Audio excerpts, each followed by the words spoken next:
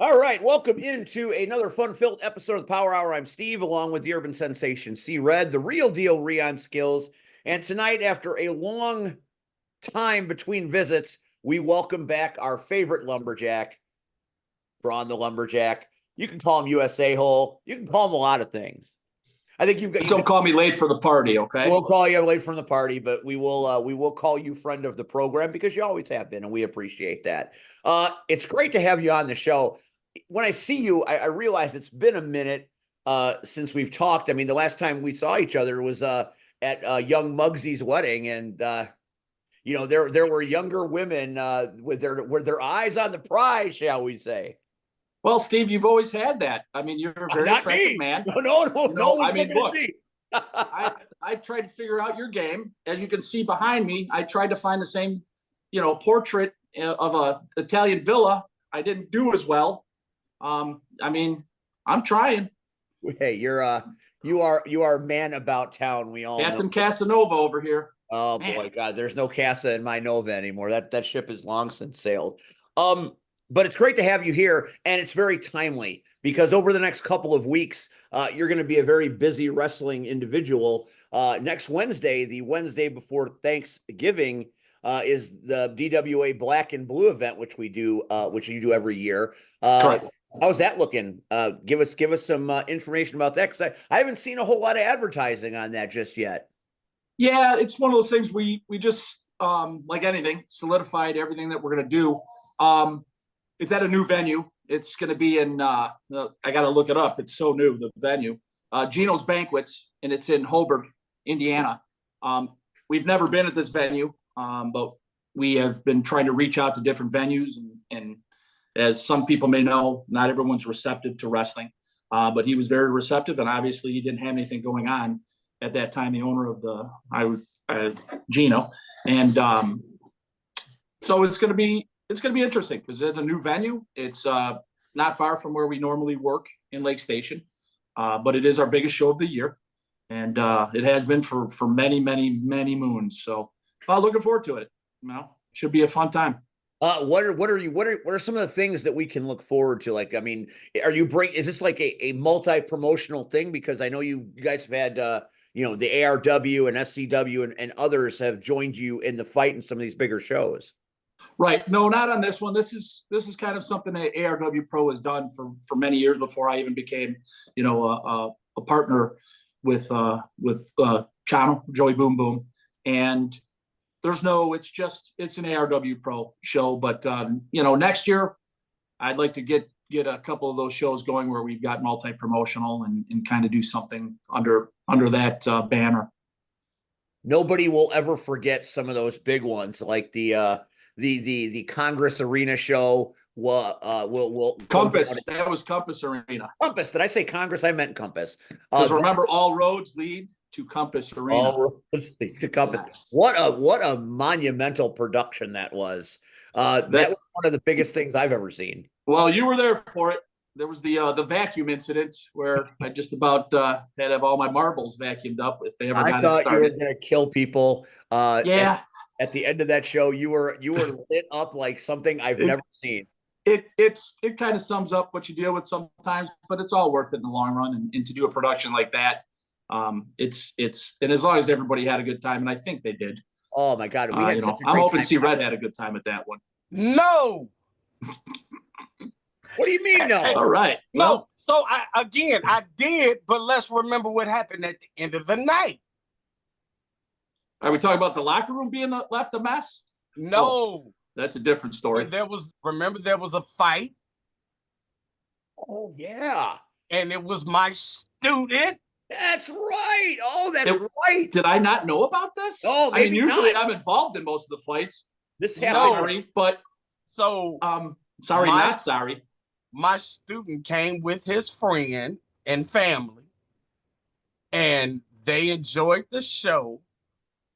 But the two males had an ego about how many numbers they could get with all the women there.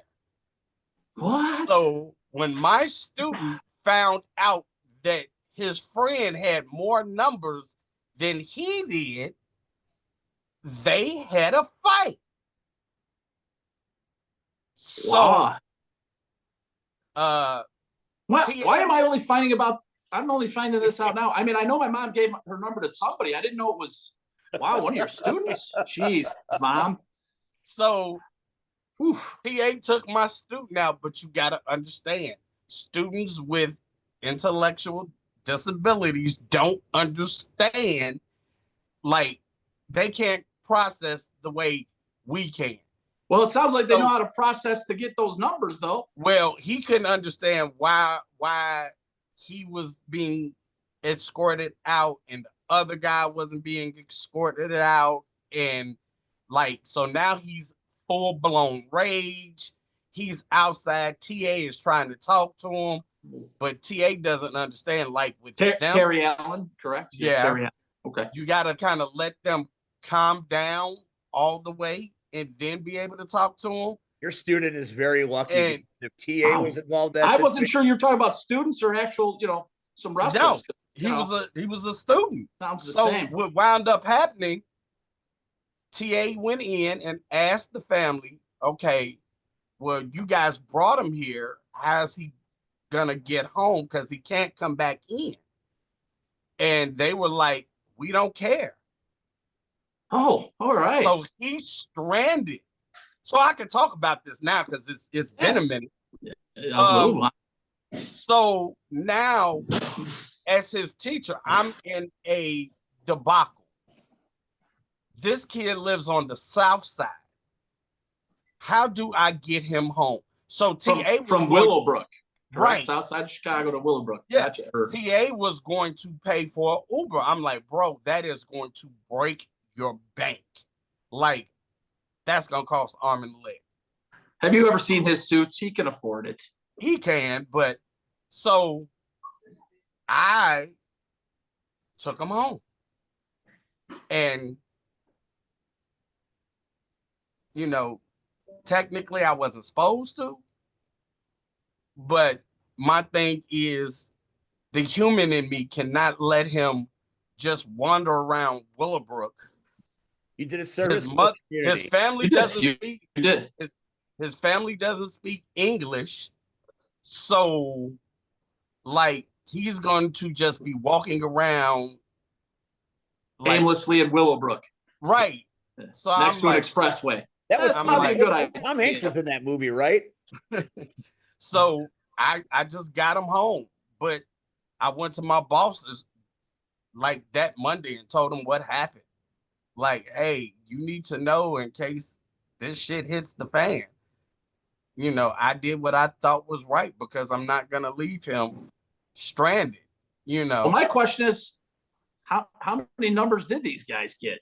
Man, they sound like they need to write a book. You know what? I was so tempted later to ask, but I didn't because I'm like, he's and the crazy part, I had Jamie, the photographer, with me, and I'm like, okay, I'm not gonna sit him in the back, my student in the back, because if he's still on 20 and he decides to swing, like that's all Jamie. Like he's just gonna tear Jamie apart. So I'm like, you know what? Battle photography. That's not. I'm like, you gotta get to pick your shots. So I was like, that's a good question. How many numbers did he get? Here's a better question. If his family doesn't speak English, how is Terry Allen communicating with him? They didn't.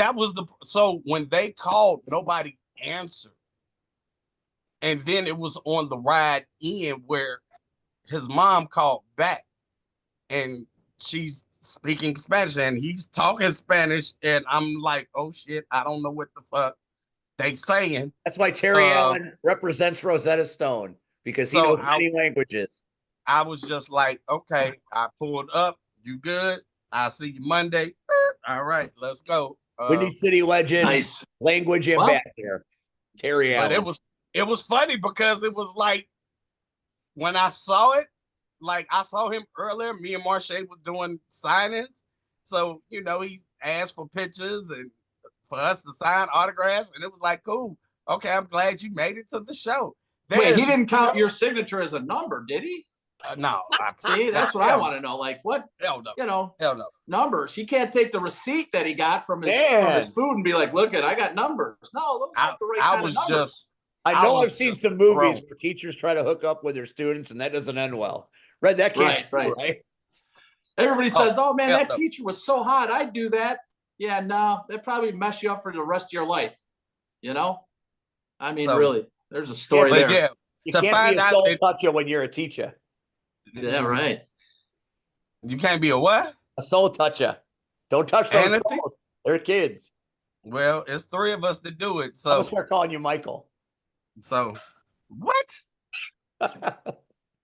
Never mind. Never mind. Let's get back on Back track. to the guest. Back to the guest. But yeah, that happened Where? that night. Where? So You, that happened that night. and there's Marche paying a visit with us. That's a pretty great picture right there. So this show is it's in Hobart. And this is like more ARW than DWO, or is it all kind of the same thing now? I mean, it's roughly the same thing. Obviously, ARW's been running longer than DWA, and ever since I've come into the ARW fold. Well, there it is. There's the old axe. I wanted you to see that I still had this fucking Yeah, thing. I see you still have After it. all Does it those still got years- cake frosting on it? That No, I cleaned the cake. glutinous frosting up. cake frosting. Yeah. The ill-fated short life of Last Man Talking.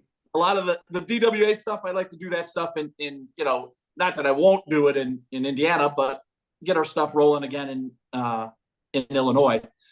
Which December 7th, we are in Illinois at the UAW Union Hall. Oh, that's So amazing. the Ford UAW Union Hall. Is that going to is that going to be another big branded show, or is that just going to be DWA exclusively? It's an ARW DWA So show. it's an extravaganza. Really, they're one and the same. But obviously, when we're in that area, we're in Indiana, we run more. They're familiar with who ARW Pro is. But that one is going to be branded as both. It's a wrestling show, right? I mean, you could put a brand on it. We're showing independent pro wrestling to families and people that have never seen it before. It's kind of what our job is, right? Our job is to give them the best possible, performance at a decent price, especially nowadays with the rising ticket prices for everything. I think it's not a bad thing. So that's something you've always done that I always thought was very savvy. You've always kept the ticket prices very low and as cost effective as anybody. I mean, it was $10 for the longest time, even back in the LWF days. We're talking about from 1997 on. The old, sawbuck. It was easy. It's $10. Here you go. And then eventually, I mean, you can't help it. The recession, or not the recession, but the inflation hit everybody. And at one point, we had to go ahead and raise prices to 15 in certain situations. And what we found is we actually got, we had more people at that show. It was I guess you could do an economics class on how that works, right? Sometimes people feel like if they pay a little bit more, I'm getting something better. And I mean, it was the same, it's always the same show. It's just operating costs, right? But I try to keep it. Look, I'm not on the independent level here as a promoter who really doesn't have. I mean, we all 9-to-5 jobs. I'm not a trust fund baby. If you didn't know, but try to keep it so that it's accessible for families and everybody, and then we can promote guys and show, hey, look what we can do and stuff. But that's why I've always tried to just keep it low. It's not about me making money. I'm not gonna become a multimillionaire off of this. I mean, it'd be nice, but it's about, hey, is everybody having a good time, and are we all getting some money and be able to do some stuff with it? And that's kind of what the point is. You've always been able to take, a family of 4 to go to the movies, to go to a concert, to go to a sporting event. I mean, you're pulling $400 or $500 out of the bank. And yeah. You're being very frugal with it between parking and tickets and food and drink and anything. But you get an ARW event, and you come with 100 or so, and you're living like Rockefeller. You're getting all the food, you're getting all the merch, and you're paying your tickets. So, that's what I think has always been so great. Whether it been in the days of GPW or DWA or ARW now, you've always maintained the consistency that you want to see families that might not be able to afford bigger things Absolutely. able to afford what you're selling and enjoy themselves and walk away going, that's the best night we've had in a long time. And it didn't Yes. break the bank, and they're not wondering how they're going to eat the next day. And you hear a lot of stories like that. Oh, I mean, we just, and really what you get, I like to compare, a good independent wrestling show is going to look like a live action Marvel movie or a Marvel play on Broadway, where there's so much actions from different things. Even if something's not to your liking, something might be.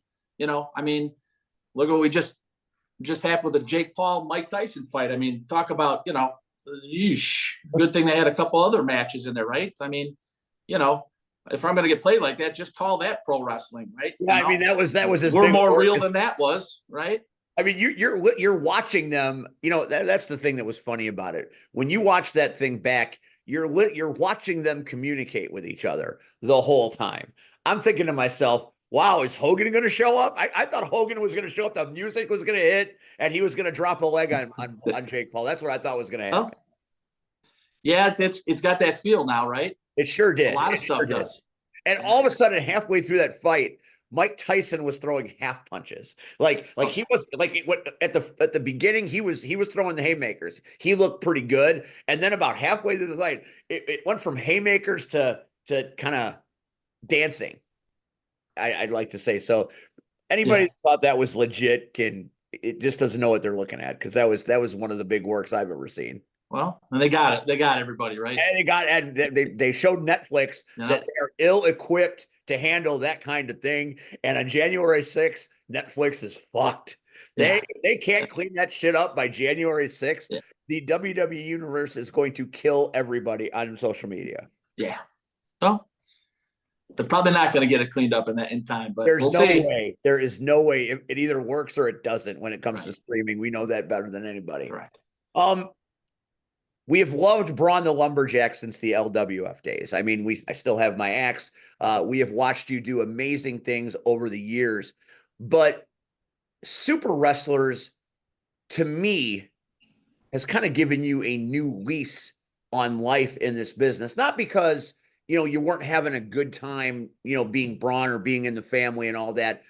Right. But what you're doing there, I've been to all the shows but one. And I don't think I've ever seen you in the last decade have as much fun as you're having at that theater on those nights. It's like it's inspired you to recreate yourself, and your energy is as high as I've ever seen it. I got to tell you, your acumen in this business, and knowing, I was actually going to talk about the Super Wrestlers and how it is kind of reinvigorated me on the wrestling side and the entertainment side. I've been concentrating for quite a while now on the production side and the ownership side. So again, very, very observant of you as always, Steve. That's why you're kind of the man in the Chicagoland area, in terms of the wrestling. I'm with good opportunities, and you're the wrestling czar. Okay, is what I am not a czar. I'm just right place, right time. Let's just say. Yeah, it's been fun because it's with my old LWF, business partners, Billy Wack and Sam Benham, but I'm working for them, and I know what they bring to the table, and whatever vision they have, it's my job to go, okay, and I will execute that vision, and they give me the leeway, and they always have, and it's kind of like I get to be what I would like workers under my supervision, and in our companies, that's what I would like. Like it's if you're on a show and you're part of the team, you're gonna be part of the stories, and everybody gets they get a little bit too, when's my time? When's my time? Everybody has their time. I know that with the Super Wrestlers, you just do your thing, and every part just fits into place. And I know they have a plan, and then they also. I could go on and on about it. Yes, it's reinvigorated my love for the actual sport and the entertainment value and actually getting in the ring. Whereas coming into starting Dynamic after I was technically retired, Dynamic, and then going on to ARW has reinvigorated me on the ownership and the production side. So it's been good. It has its ups and downs, but overall it's been great. Super Wrestlers is an otherworldly production.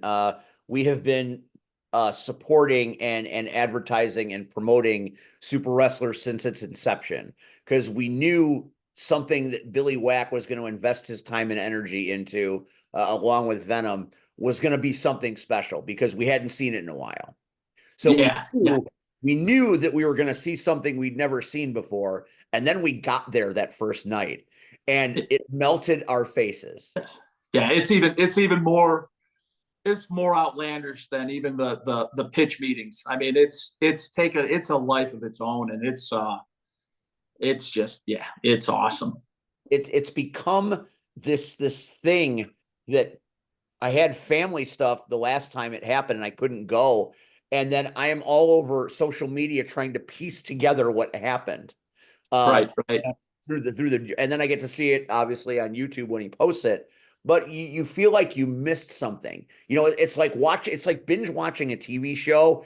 And it's a 16-part series, and you missed episode 7, and then you try to pick it back up on episode 8, and all of a sudden you see Steven Flo and Canada Dad, and you had no idea who the fuck these people are, and they're huge, and that's what I think makes it so exciting because you love the people that are there, and we all still are scarred by the absence of Business Puppy. Absolutely we're horrified that USAhole might not be an American. We're all wondering what's going to happen to that bird that supports USAhole now that he knows that he's not necessarily a citizen. There's a lot of moving parts here, and we've got bounty hunters, and we've got God, and it's just there's so much happening that at any given time, it's going to be great. And then all of a sudden a curveball shows up and you have a long order chef called Filet Mignon. Blows everybody's mind. And you're like, why do I love a poor chef? It's unbelievable.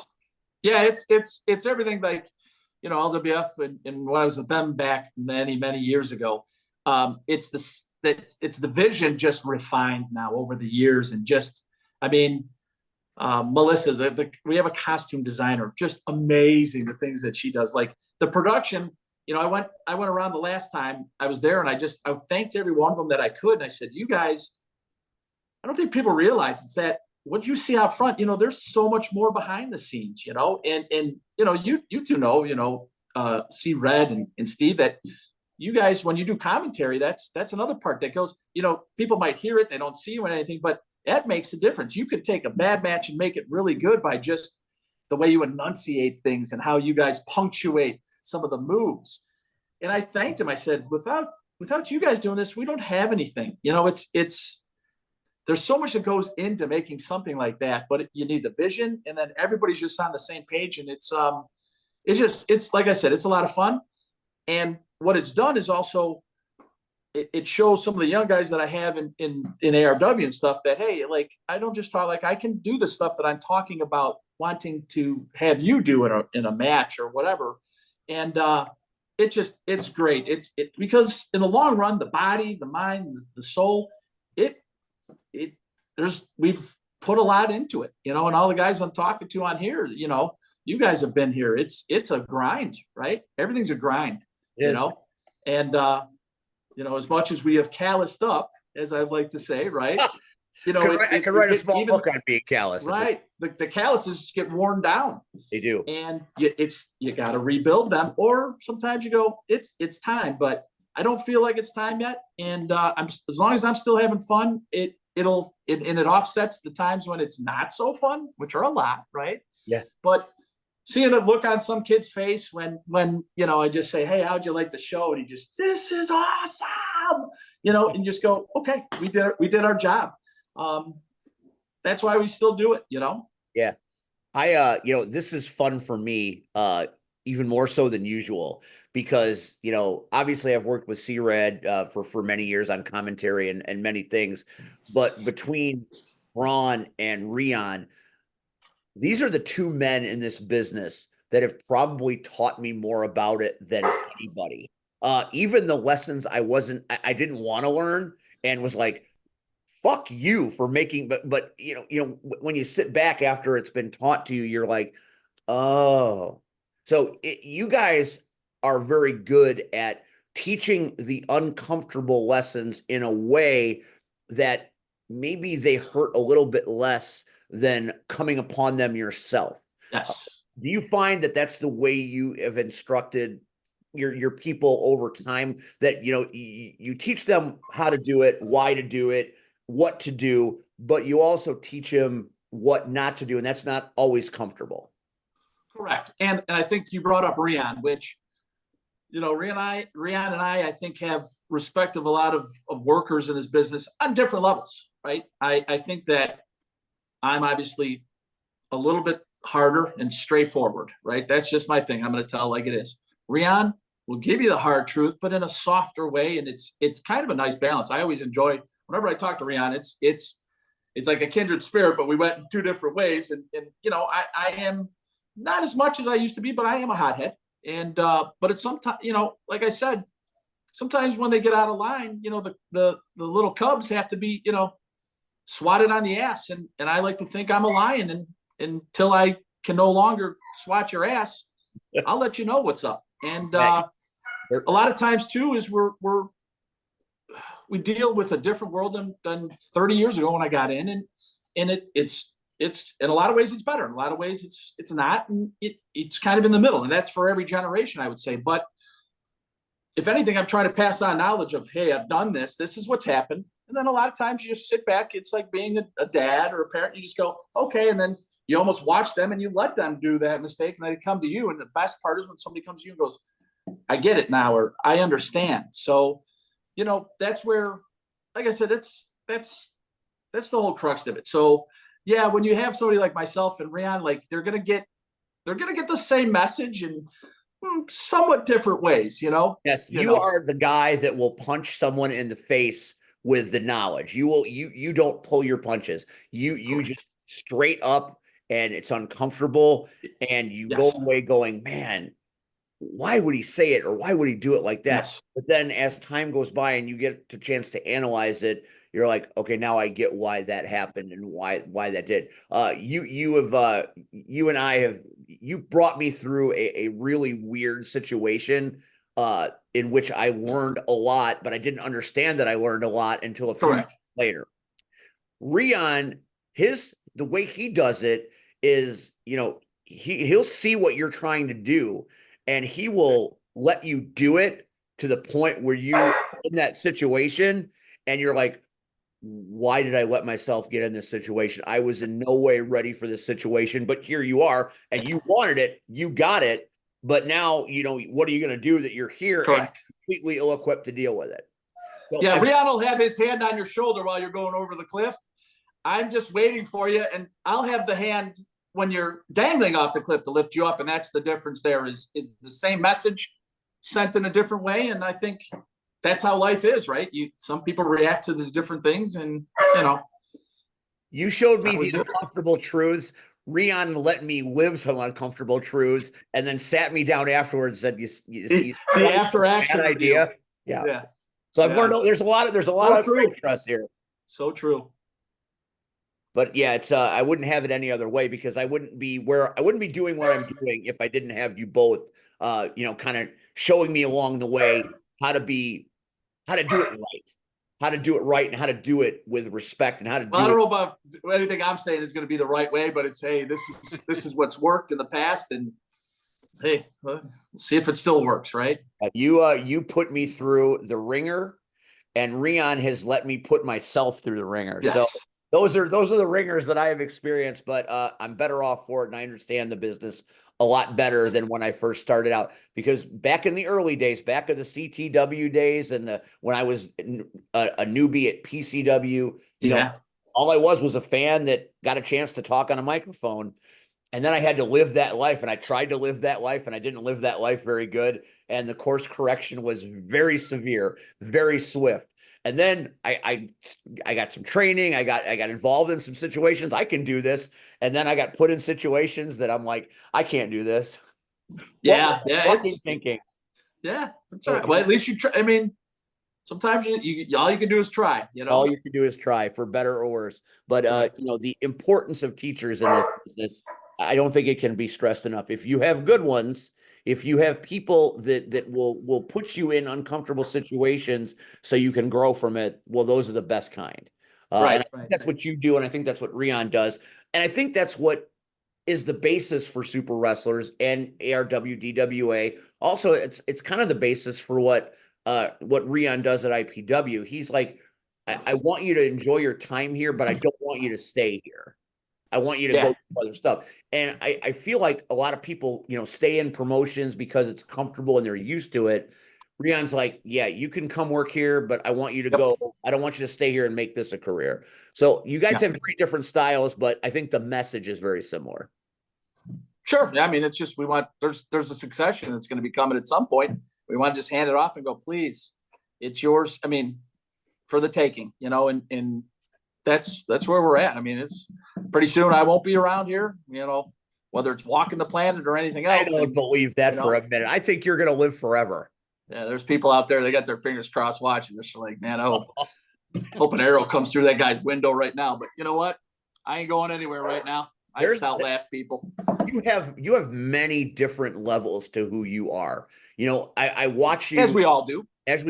I watch you at Super Wrestlers, and I watch you as USAhole, and I watch the way you are in that ring. And I've seen you in ring in many different forms and fashions. Yeah. You are, obviously, this is like, you know, you're older now than you were, you know, when you did other characters. But sure, I mean, as it is. But I feel like I've seen some of your best wrestling matches at Super Wrestlers, as far as the way it's worked, the psychology and the story behind it, and just the joy to take from it. Do you feel like, you know, like you're wrestling? Yeah, you've seen it far. Yeah, my dog agrees too. What's going on is when I'm in that ring, I have no choice. But I mean, some of the people that I'm going against are, I mean, they're just awesome, right? And they're in it, they're believing it. Excuse me. Thank you. At least my dog likes me. We know you let the dogs out, so that age-old music question's been answered. I have no choice, but I have to step my game up, right? And even though, I mean, I am 51 at this point in my life, I don't feel like it. I mean, in the morning I wake up, I do. The recovery's not like it used to be. Yeah, that's the problem with age. It's the recovery, honestly. But yeah, there's so many good workers that are the super wrestlers, and within Chicagoland and all over, right? It's where if I want to be a viable 51-year-old, I have to step up my game. Well, I'm just using all the tricks of the trade from every aspect, whether it's the performance or the physicality of almost 30 years in the business, and I just try to put it together, because it might be, every time I'm in there, I think to myself, this might be the last time. And so I'm going out thinking that now. You know, when we first started C-Red and Rion and everybody, you thought like, oh, next week or the next month, I'll be right back here. Tomorrow's not promised. So when I'm out there, and then if I feel like I can't give it my all, I will not. Somebody else go do it. But when I'm there, I appreciate that it might be the last time. And when I have fans like you guys are in the audience for the Super Wrestlers, I have some of my peers that I have to be like, these guys are going to be judging. I don't want to be the guy that's like, oh, okay, there's the caboose. They don't even have cabooses anymore. You know what I mean? On trains, you know, it's two engines. One's going one way, they're pulling against each other. I don't want to be a caboose in a world that's cabooseless, right? So there's a lot of pressure on me and all of us that perform at any shows. And I just enjoy it. And when you guys, I put a smile on your face or anybody, then I did my job, and it's worth the almost 30 years of doing this through its ups and downs. So, for me, Super Wrestlers is one of the only promotions that I would pay to see. I pay to see that, even though Billy once in a while was like, hey, I'll get you. No, I'm not. You're not getting me anything. It's my honor to contribute to your success, because it's worth it to me. The money that they charge us for Super Wrestlers, to me, is worth every nickel. And I walk out of there going, you know, every cent spent is good money. Yeah. Correct. So I don't want to be spent when I'm enjoying it, because I feel like that hurts things. I feel like too many people expect it. You know, Right. you're in this business, you've got a reputation, you know, they know who you are. Well, you can get it. No, I don't go to shows so people can come. We were talking about, you know, the black and blue show. And you're like, Yeah. oh man, I'll hook you up. No, no, no, no. If I am able to make it to a show, it's because I want to go to it, not because I'm working Oh, it. I totally understand. I'm just saying that, you know, I mean, I've got a comp or two coming for somebody. So I No, mean, you guys, I totally get it. But yeah. to me, it's like, you know, it's lovely to get offered that, but I also, you know, I feel like that's not the right way for someone that is in the business to go to a Understandable. place and Sure. expect that kind of thing because, you Sure. know, the promoter is laid out all the money. He's got to pay all the workers. He's got to do all of this. Well, yeah, you get that part. I mean, I've gone to, you know, when I've gone to some of Rian shows, I've gone here, Rian, you know, here's the pay. And he's like, you sure? It's just the way it is. And again, you just hit on something, which I guess I'm going to take this moment to talk about. I've seen it on Facebook quite a bit. Some other promoters talking about how tough it is with, you know, breaking down of the numbers of being a promoter. You know, we're in this stage now where everybody's like, hey man, I want mine and I want this and I want that. Not that I'm a martyr or we're saints, but myself and Joey Boom Boom and anybody else that puts on any shows, when we're not trust fund babies, please be quiet up there. Speaking of trust fund baby, my dog is like a trust fund baby. I mean, they don't have to go to work, but it's not easy. You know, there's a lot that goes into it if you're going to do it correctly. So, you know, that's why, like, I'm the same way when somebody is, but when it comes to you, you've always been gracious to me in a lot of areas, you know, and see, right, obviously, hey, as a courtesy, come on in, whatever you guys do, but it is appreciated because we're not in it for the money, but it's still about some money. But if we're to keep going, I have to have some positive flow, and it's not very easy. And I know the economics of the game, and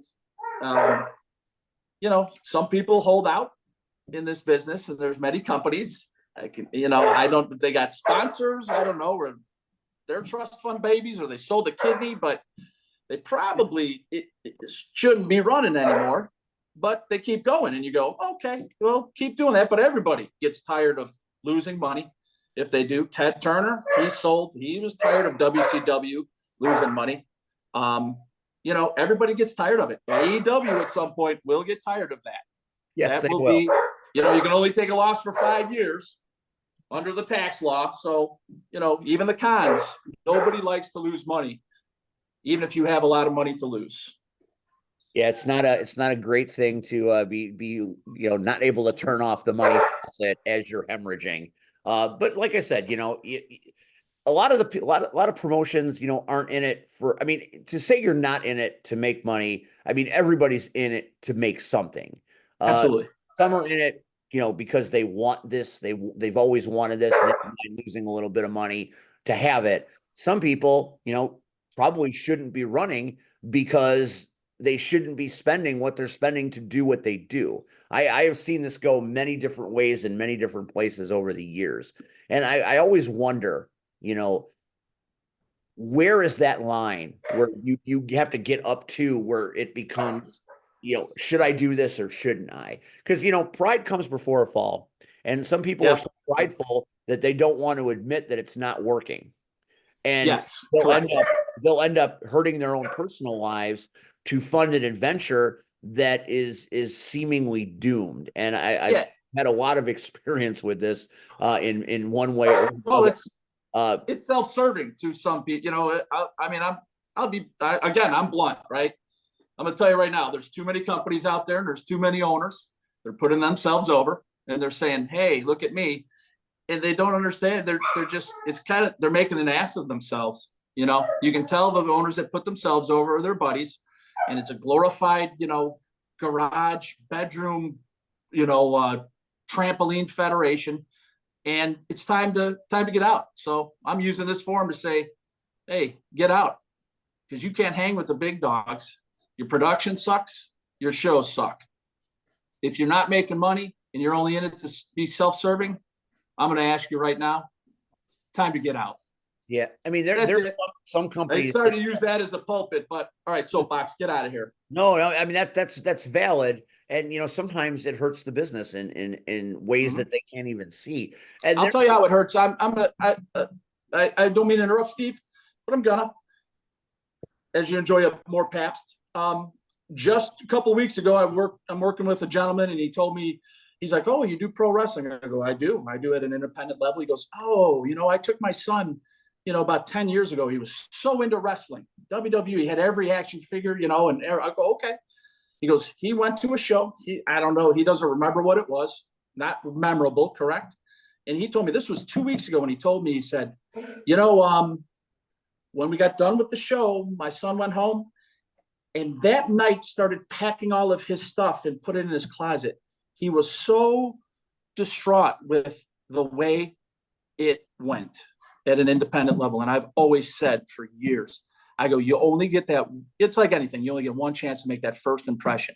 And if a lot of people, especially before YouTube and the internet, they didn't know this existed at this level.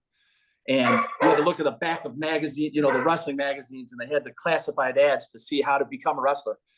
It's disgusting that something like that happens, and take a 10-year-old boy and say he didn't take his passion for wrestling because somebody decided to put up a shower curtain, if they even put anything up at all, and throw a couple of Mr. Microphones out there. We'll be back to pick you up later. Correct. But hey, man, look at me. I've got a belt. And then they're like, I'm a belt. I'm like I said, the minute that I can't get a smile out of someone at a show, then it's over. Then I'm done. And I'm all about somebody else doing it. But if you're going to do something, especially at this level, do it right. And it does. Hi, Rian. It's not about money. It's about hard work. And a lot of people don't want to put the work in, whether it's the promoters, the producers, the owners, or the workers themselves. Everyone's a superstar, but nobody wants to put in the work. And you see the ones that put in the work, they do become superstars. They do. I also think that some of the promotions out there, there's some really good ones that do it for the people that work there, to give them experience, to give them yes. go. And I feel that that's a great reason to do it. Not everything has to be primarily about money. Sometimes it's a good way to make people in the business better by giving them opportunities that they might not get, that they might be able to stack to be a launch pad to other places. Absolutely. So, whereas, there's one kind of promotion that'll put the shower curtain and just try to take your money so their friends can get over. And then there are the promotions that do it for the right reasons. I mean, I think there's a divide there as to who should do it and who shouldn't do it. Absolutely. And there's also a lot of promotions out there that they don't get the crowds, but what they do is that they have a passionate owner or fan base, and then they're actually teaching people it's not about them themselves. That's where my issue is in this. It's the self-serving. I do not like self-serving owners whatsoever. That's my new thing for this year. And to be honest with you, my goal is where we can, when we can, we'll go wherever they're at. We'll show people what it's all about. Maybe bring the people and say that have lost faith in independent wrestling or wrestling in general. Let's bring it back. Let's bring it home to where it belongs, to their heart. So just so you know, that's our goal this year. It's a lofty goal, but it's to be in many more places, and we're slowly starting to do that. So you have hope. You think that it'll be all right. Well, yeah, there's enough good out there that if I get that arrow through the window right now, it'll go on. There's enough of it. There's enough people that understand it. They've seen that. Oh, that's how you do it. I mean, there's quite a few companies that have been offshoots of LWF, Windy City, and PCW. Those guys, they're the ones that learned, and they go, okay, that's what works and that's what doesn't work. I'm sure Rian can attest to that. There's a lot of things he probably puts into Ileana, and he goes, all right, that didn't work there. It's probably not going to work, and it didn't work over there either. Hey, let's do it this way. That's what I like. That's what we need to do. It's focus on the wrestling and the wrestlers. It's just this, I don't know. That's my pulpit right now, is that self-serving, like it's you trust fund babies or whatever you're doing with your money, get out of the business. If you're not there to help the workers, the young workers, and leave a legacy for them, or entertain the fans, please get out, or we'll get you out one way or the other.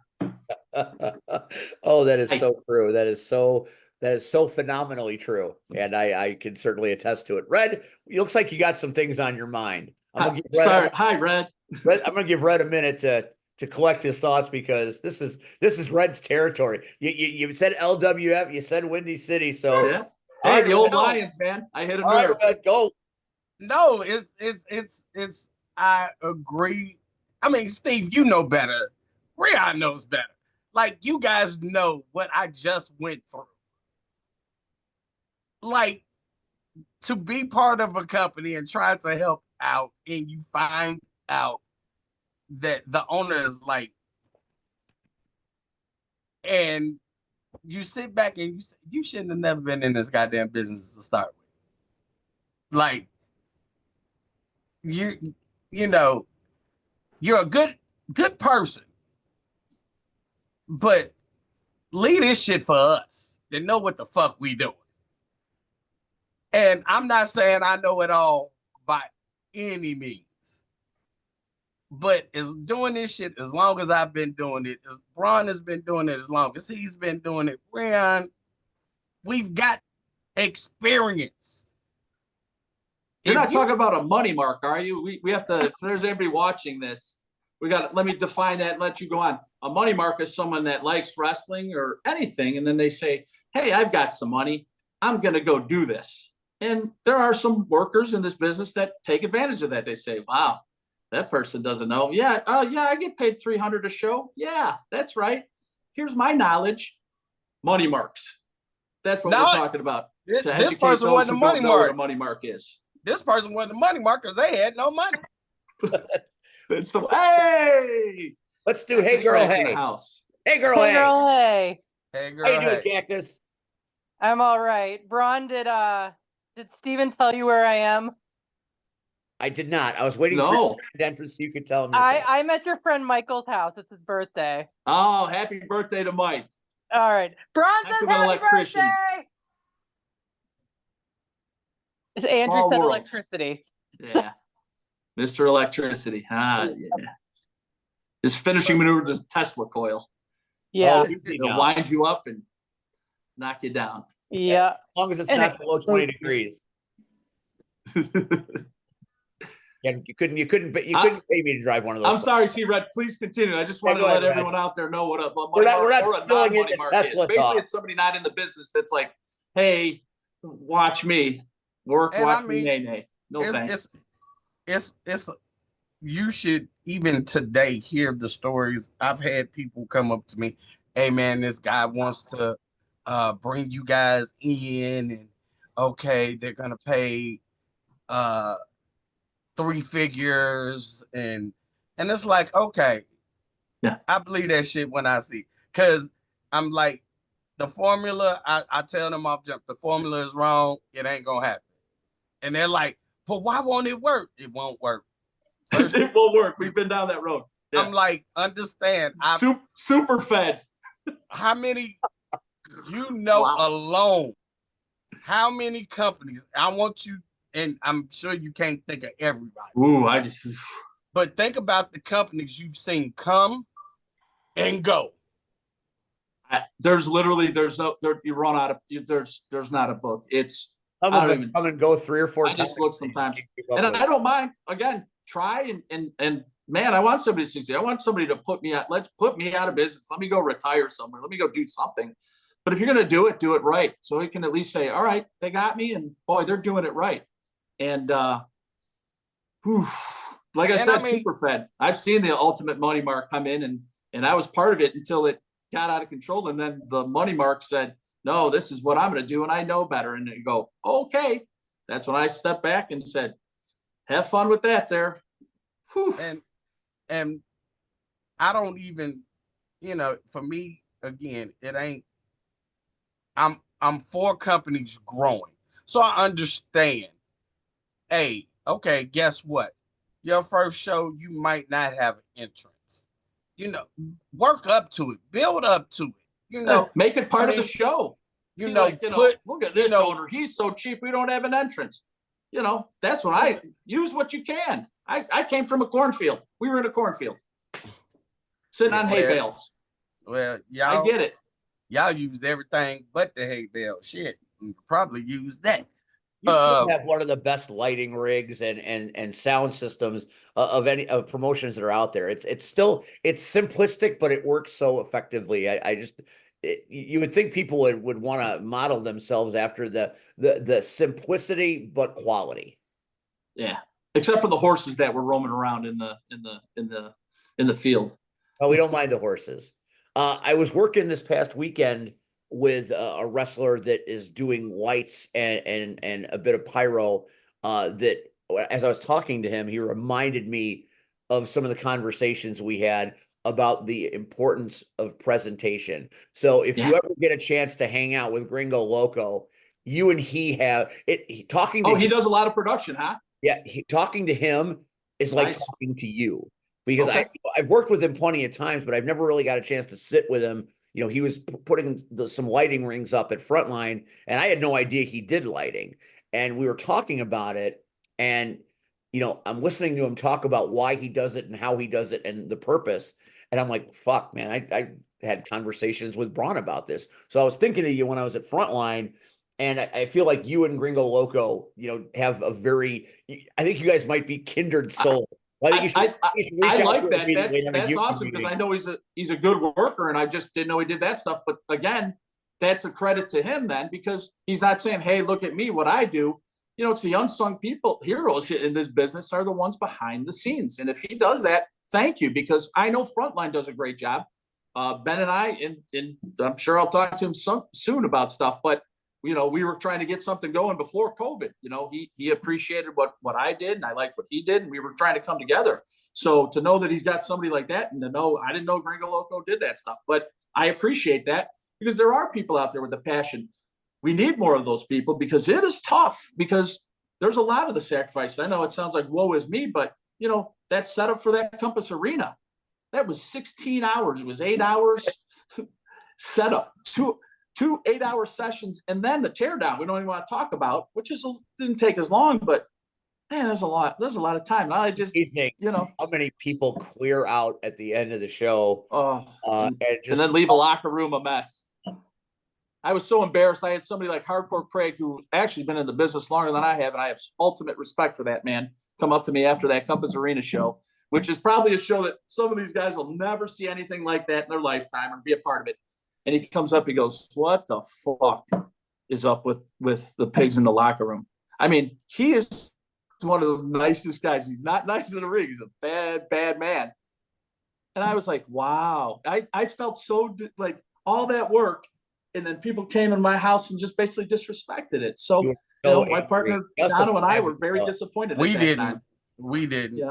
Because somebody, and it was one of the young guys. It was Fiji water too. They were getting Fiji water. We got Fiji water. I was like, oh shit, water. We're not getting there Ice Mountain. We got the good shit. But somebody asked me, and it was a young kid. He was like, Red, why are you cleaning up around my area? And I'm like, because you're not. It's not their job to clean up. And I was cleaning up other people's shit. I'm like, that tells you how messy it was if I had people cleaning and it still looked messy. I'm like, y'all shouldn't want to leave this beautiful place looking like shit. And they were like, huh? It was like, but they got people that's not their fucking job. And even if it is their job, how great would it be for them to invite us back if we cleaned up behind ourselves? Yeah. You guys don't. It goes a long way, and people don't. That's the business side of this. We were just at a new venue, and I had James Creed come up to me. Hi, James, and it felt good in a way, because not that he had to clean up, but he came up. He said, "Hey, Braun, I need to talk to you." He goes, I just got done cleaning down there, man. He goes, it was an absolute mess, and it was the first time we were at this venue. It's a very nice venue. It's going to be kind of one of our new places in Hobart, and I looked and I smiled, and he's like, what are you smiling about? I said, thank you, man. You kind of understand what I go through. that place, any place we're at, one of the main things they're like, oh, they left it looking good. They did this. They didn't. That's the business side of this. Those businesses don't care about the pro wrestling. They're just like, hey, do you have insurance? Yeah, we have insurance to cover everything. And then they want to know, hey, you're going to keep my place looking good, right? I mean, places have been lost, like Bourbon Street, right? When didn't TA's head go through something at Bourbon Street, and then it got lost because they said that's enough now. We don't want to deal with it. Which the insurance thing's a big thing. Boy, I should get on that one. I really want to know. I really want to know too. I'm gonna go out on a limb here. I want to know how many of these money marks and everybody else actually has insurance. And I think one day that's gonna come and bite some people in the ass. I know it, and it's gonna be a glorious day. I can show you my paperwork. Oh, I know. Well, hey, your paperwork probably has us under it, because a lot of people have subbed under us. But that always comes to mind is, if somebody gets injured at these shows, and we're not talking about the wrestlers, you're going to see. I think that's going to be something coming up soon with all of these upstart companies and doing shows at bars too, right? And the up close and personal stuff. Something's going to happen here, and what hopefully, I mean, we're covered. Believe me. That's why I'm smiling like this.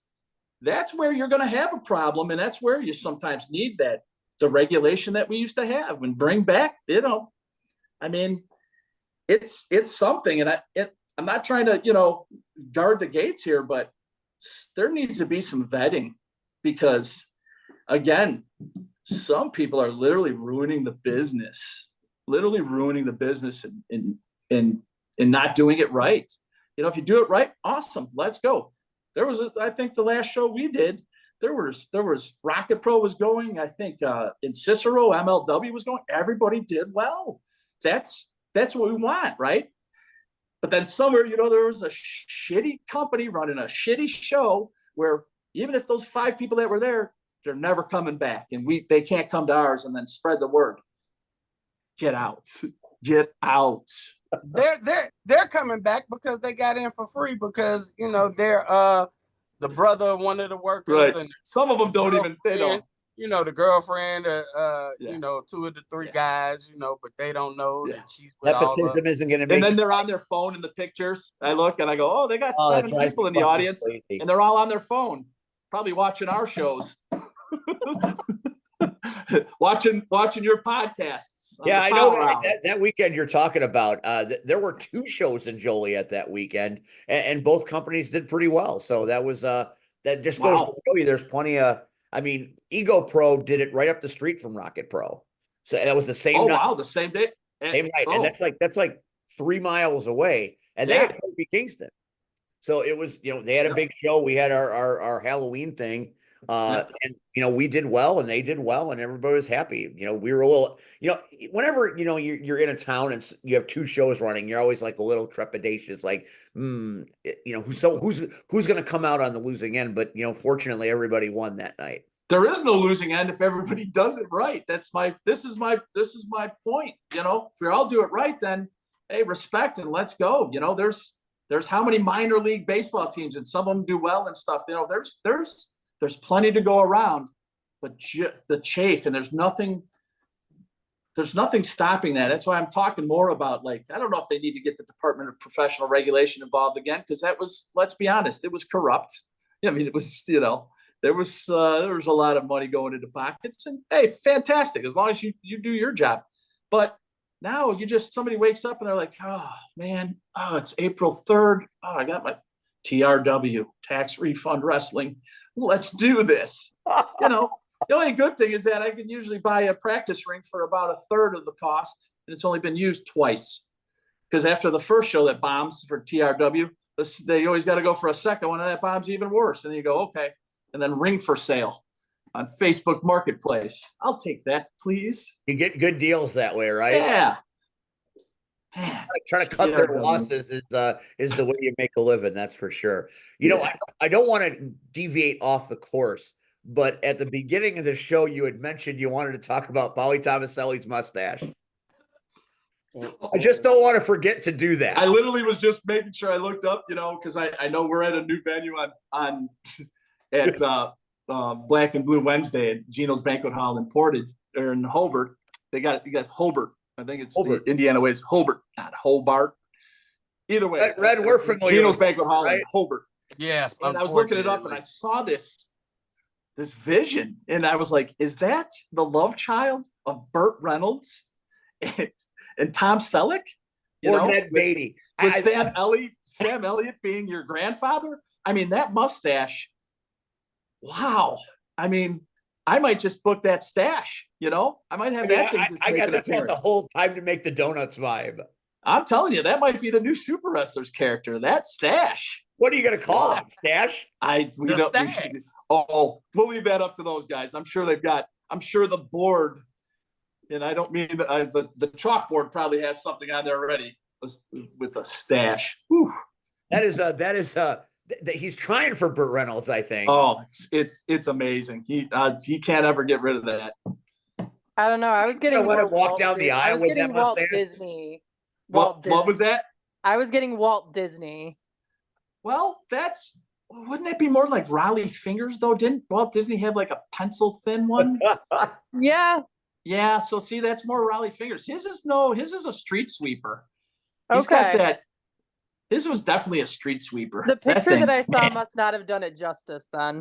Yeah, it was, and I just saw it right before we That's started the podcast. So, I mean, good job, Paulie. And for ladies and gentlemen that are watching, there is the stash live and in person. That is, and please. you're getting a really close look at all the patterns, and he should probably have that nose done a little bit, just a little bit, because there's some things that could get up in did you there. guys just show that picture? Oh yeah. See, I don't see that. Oh, awesome. You don't see Walt Disney there? You don't see how thin it is? I don't see that because I can't wait. See, production behind the scenes. Rian doing the job. Appreciate all of this. Trust me. Paulie might punch me in the face, but you will appreciate it. I didn't know it existed until you brought it up. So it's only an hour and a half old, that memory. That's the name of this episode: Brawn the Lumberjack versus Paulie Stash. I'll lose horribly. I mean, you see that thing? I mean, it's epic. Oh, wow. He's going to show up in black and blue and call you out. It needs its own little championship belt that goes right here. I love it. I think I just came up with a new gimmick. He could be DeLay Mignon's brother. It's the Stash Championship, baby. Man, that's good stuff. It got weird. It got really weird, but in a good. That's pro wrestling for you, right? I mean, yeah. If it's not weird, it's not pro wrestling.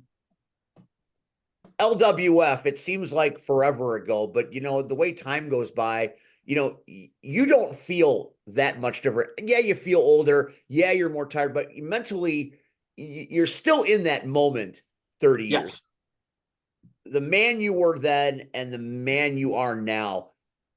How similar are they? Because I have to believe there's still some similarities through these years. It's the old adage, right? If I could take the knowledge now and go back into that energy and that recovery rate, oh boy! And some people actually have that now. There's people. I mean, when I look at a guy like Quinn Whittock who has the mind and the moves and everything else, it's almost like a kindred spirit. It's like he ascended and then came back and said, okay, and he got reincarnated, right? So looking back on things, I'm not as reactive as I used to be, we'll say. However, when it comes out, it's more focused. I'm more focused in every aspect of this business now. When I'm in that ring, I'm trying to be more efficient because I don't have the energy I used to have, right? I had boundless amounts. I just ran around. I was a loose cannon, it really was. There was no, it was more for me. It was a fight, that's why I do the pro wrestling. It's more fighting and entertaining than it is me being a pro wrestler. I mean, Paulie Tomaselli and his mustache can put me into a pretzel in 2 seconds, right? However, you're going to have to get close enough to do that because I'm in a fight. When I got in this business, it was the Ken Shamrock era. It was UFC. And I always said, we have to compete with UFC as a quote unquote fake sport. And that's how I always, and entered into things and I just had raw energy. Now I've focused it a little more and I'm trying to hone it in other areas and then trying to take what I've learned back then and the mistakes that I made, and there were plenty of them, and I still do make mistakes, and tell it to the young guys and say, hey, here's where I'm trying to focus you, do this, and you're going to go far. I have a question about Yes. wrestling in general. You get some workers that say they work snug. Yes. How do you feel about that term? I would definitely say, I mean, I'm snug. Yeah. And again, before, probably when I was younger, a little rougher than I am now, but I'm going to put it in there because, again, I want those people in the audience to go, oh, wow, that doesn't look fake. That part wasn't fake, because you get that all the time, right? It's fake. It's fake. Listen, when you pick up a human body and you throw it over your head and it's going, that's a good 5 to 6 feet to the ground. You can do your research. It's around 2,500 pounds of force when you fall from 6 feet. Okay. Now, obviously we have, the ring is got some give to it, right? But that's punishment on your body, right? Right. And so when we put it in there, that's why my big thing is, I tell everybody now, and it's kind of my moniker, other than Daddy's home sometimes. And that's, I tell them that, and they're like, oh boy, it's like they've been naughty, and then, hey, Daddy's home, get in line.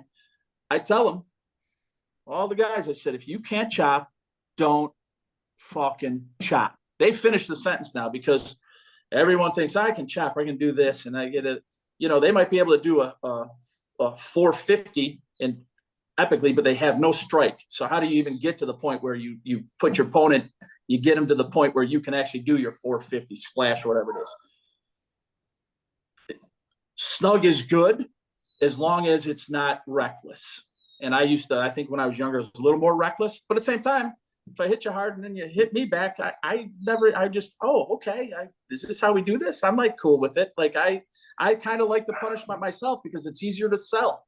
You say, hey, I just got punched, okay. But if they don't put it in there, then I'd rather see snug than not snug. And Rion knows all about snug. And then also reckless, as I saw some footage from a couple weeks ago. It was pretty awesome, Rion. That was good stuff there. What are we talking about? I don't know. Turning some stuff into turtle soup. Oh yeah. We'll look that video up. I was gonna say I'm actually confused. That's okay. If it's what I think it could possibly be, where are we talking about turtle trying to maker? Oh yeah, that happened a while ago. But okay. I just saw that footage. I just got to tell you, it was awesome. He learned. It was a side of Rion that I was just like, I literally went like this, Rion. I was like, yes. And not because of who it was, even though, hard-shelled turtle. It's just the fact that, put it in there, but have that control. But then when you put it in there, it's like, wow. And then so somebody saw that and went, okay, that's real. It's so weird, because that whole day, like, Turtle kept wanting stuff to happen. And I guess what the cool kid says, that he wanted the smoke. And I was like, I think you do. Like, please don't go down this path if we don't have to go down this path. So there's a story. That's awesome, right? 100% a story. There's actually, I'll send it to you. Okay. I like this. There's a bunch of stuff that went down that day that I actually talked with Steve and Max and Travis about it. We actually sat down and I broke everything down, and it went on for like a couple of weeks. So you're telling me there was some shit talking before this? Oh no. Well, yeah, but not even if it's not on my end. I was like, just leave me alone. Yeah. But they brought it on here. They were going back and forth about a story. Yeah. Or don't have to. So you were basically telling them what? Leave me alone. Leave me alone. Yeah, I know. Some don't listen. They don't. It's great. So nobody gets that on show days. Yeah. Rion is not the person to talk to. Correct. And I get it, because his mind is going 30 different thousand directions. can Yeah. talk about other stuff, but He's Leon, focused. don't bother me. Please don't. And he tested a lot. Yeah. He kept chasing. Like if Rion was in anywhere in his eyesight, he's shooting over there. Oh yeah. And Rion would tell, not now. Not now. Oh yeah. No, I know Rion in work mode. After a while, it was like, okay, you asked for it? Yeah. I mean, it was, I mean, I have an actual quote, and I'm gonna leave this be after. I have a quote from this man sitting right here because he was in said match as well. I was in it. Funny. I was in it. Okay.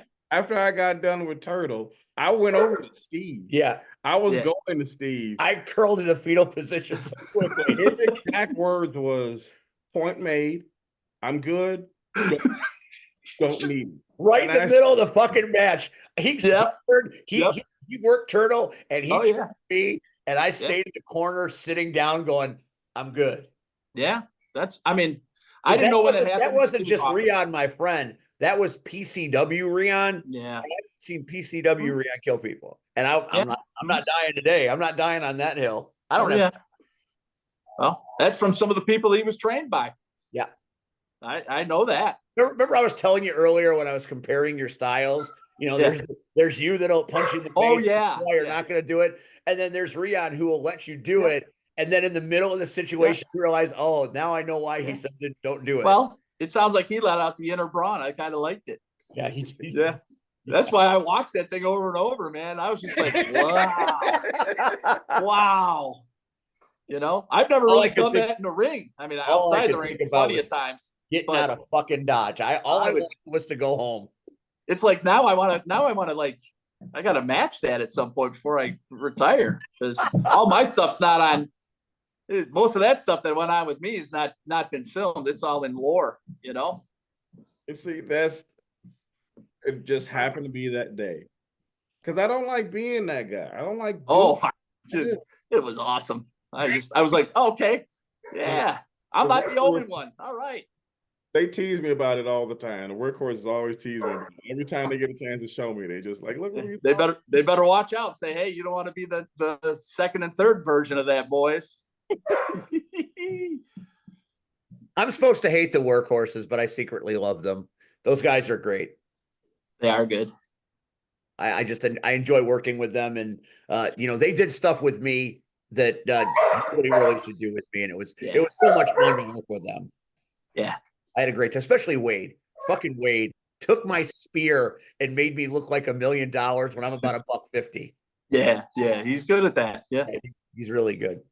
So we've got the black and blue. Can you give us any hints about what might be coming on the black and blue show? Anything we can be expecting to see, or is the card still? You know, there's going to be a 4-way match for the Indiana title. For the ARW championship is a 3-way title match. The tag team titles are on the line. I mean, it's your standard. Hey, there's going to be either gold exchanged or retained, and a little bit in between. And plus, I mean, I'll be there. You know, of course, I won't be grilling any hot dogs like I have been at the last couple shows. I've been having a lot of fun with that.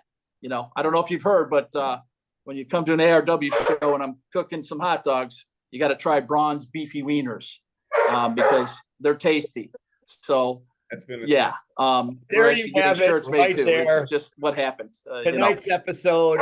Yeah, Brawn's beefy wieners. They're really good. They're Costco hot dogs, and you can't beat them. You know.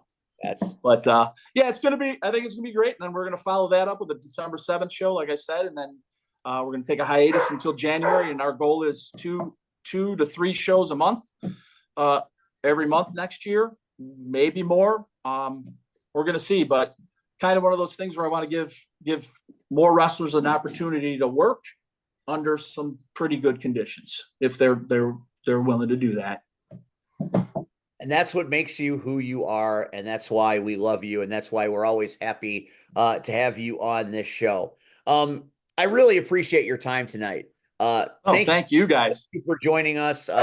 maybe we'll get you back in next year when you're having some of those shows, and we'll get your theories, and we'll talk more about what you're doing as you're taking over wrestling as we know it. And then obviously you've got a big weekend, December 7th and December 8th. You're doing a double shot. Oh, there's a double shot. Yeah, a double shot.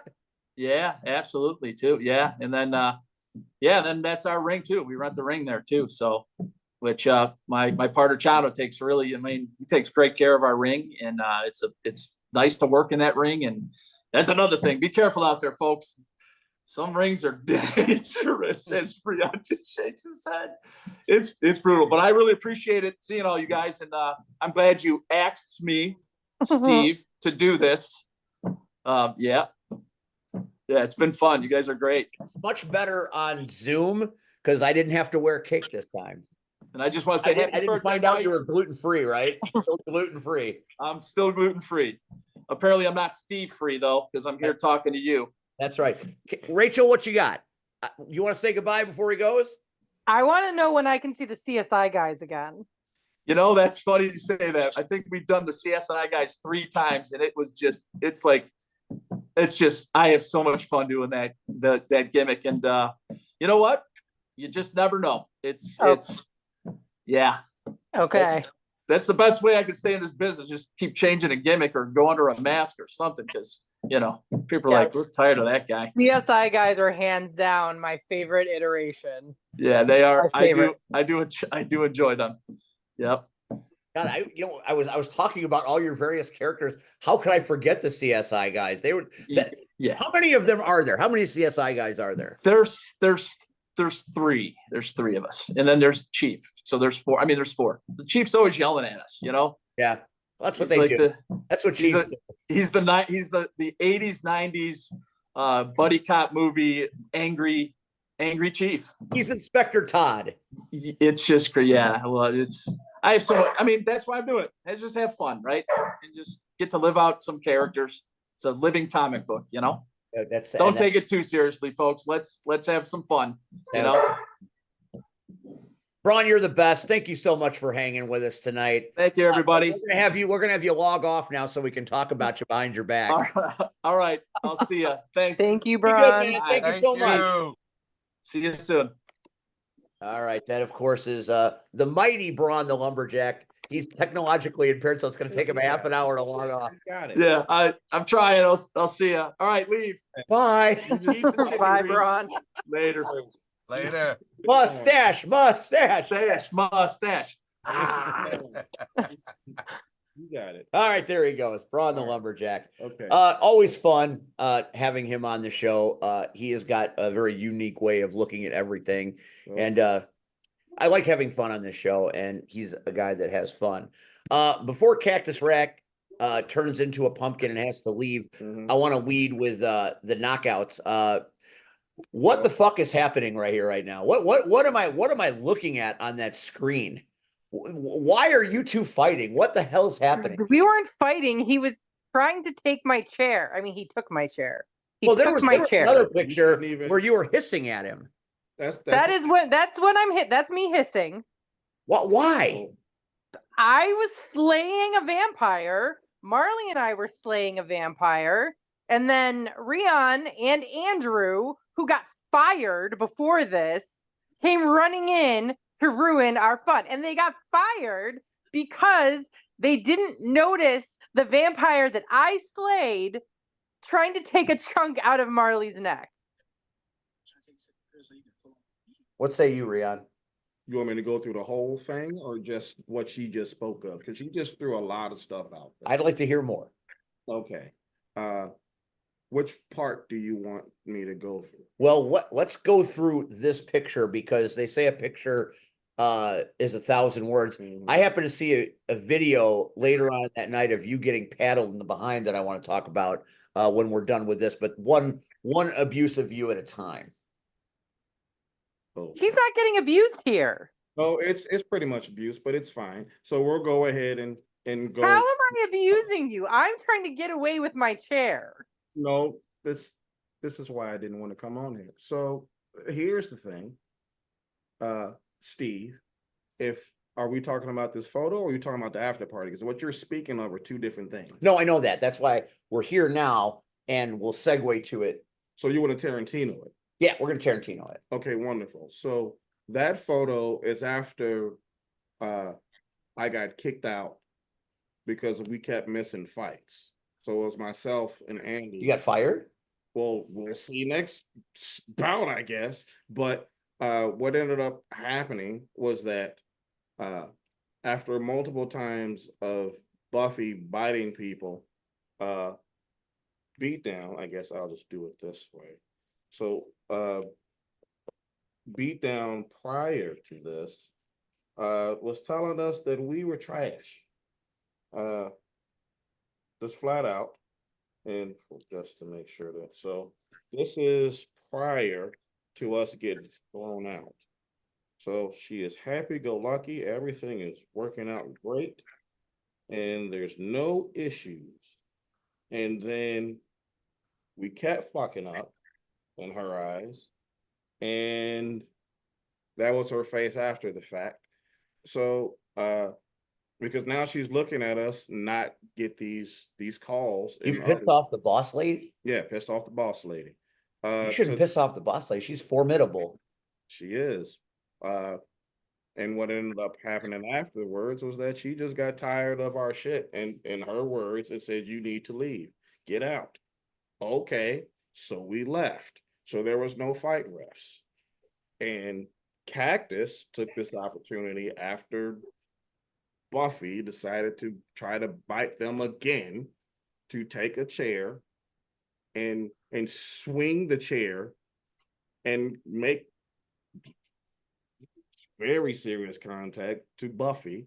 And this is all hearsay because I was out. I just heard it. I didn't see it because they kicked us out.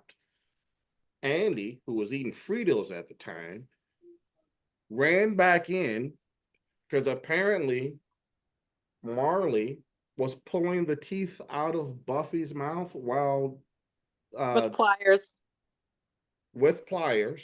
Oh shit.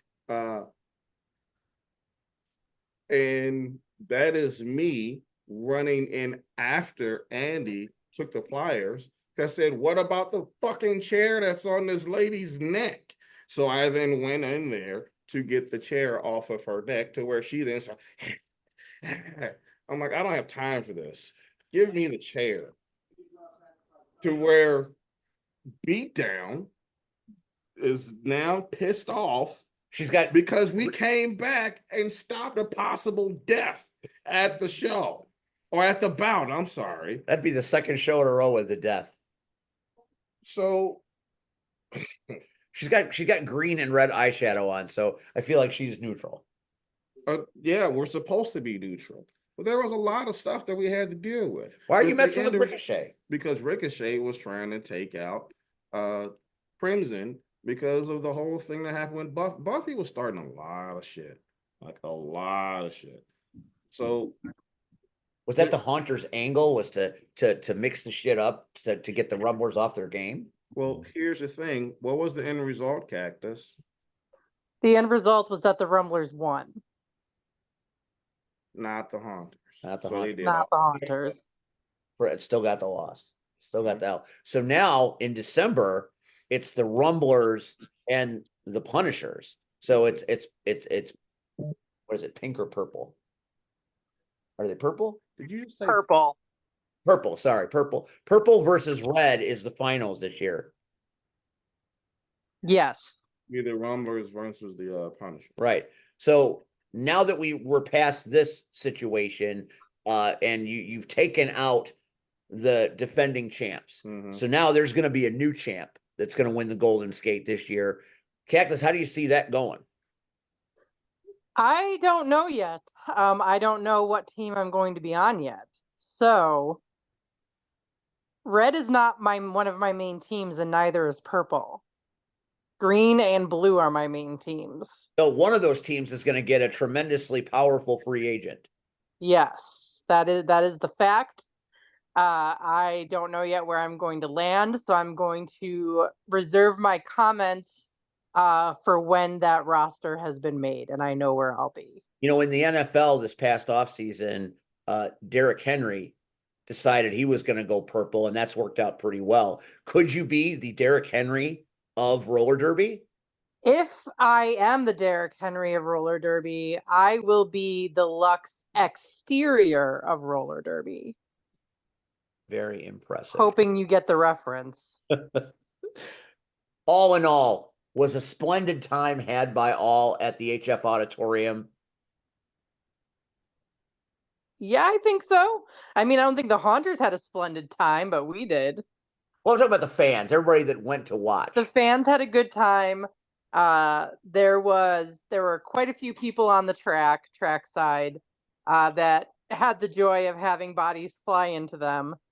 So it was a lot of fun. It was a close game the whole time. There were actually several jams where no points at all were scored at all on either side.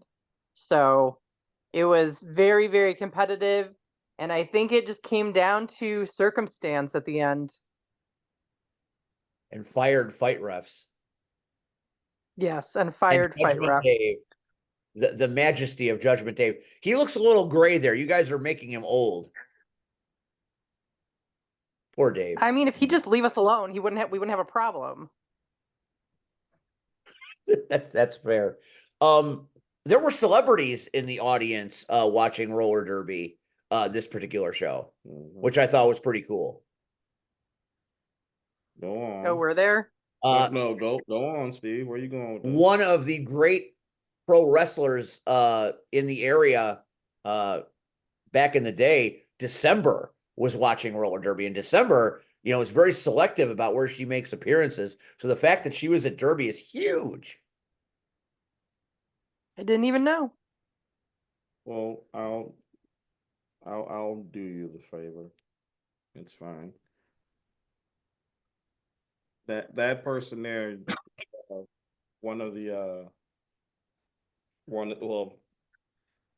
I guess the best way to put it is that she was probably the most consistent women's wrestler they had at Pro Championship Wrestling. Multiple time women's champion, was able to travel all over the place as far as on the local scene, and this was prior to being able to have access to all of the local scene now, where she was able to go in there with the likes of Evelise or I don't want to say a Sam Hart, because that's as funny as that would be. But she's been able to mix it up with some of the guys, and just to be able to be in there with the biggest match that I could say that she was in with PCW was her and Joe Heisman teaming up with teaming against Matt Hardy and Reva Sky,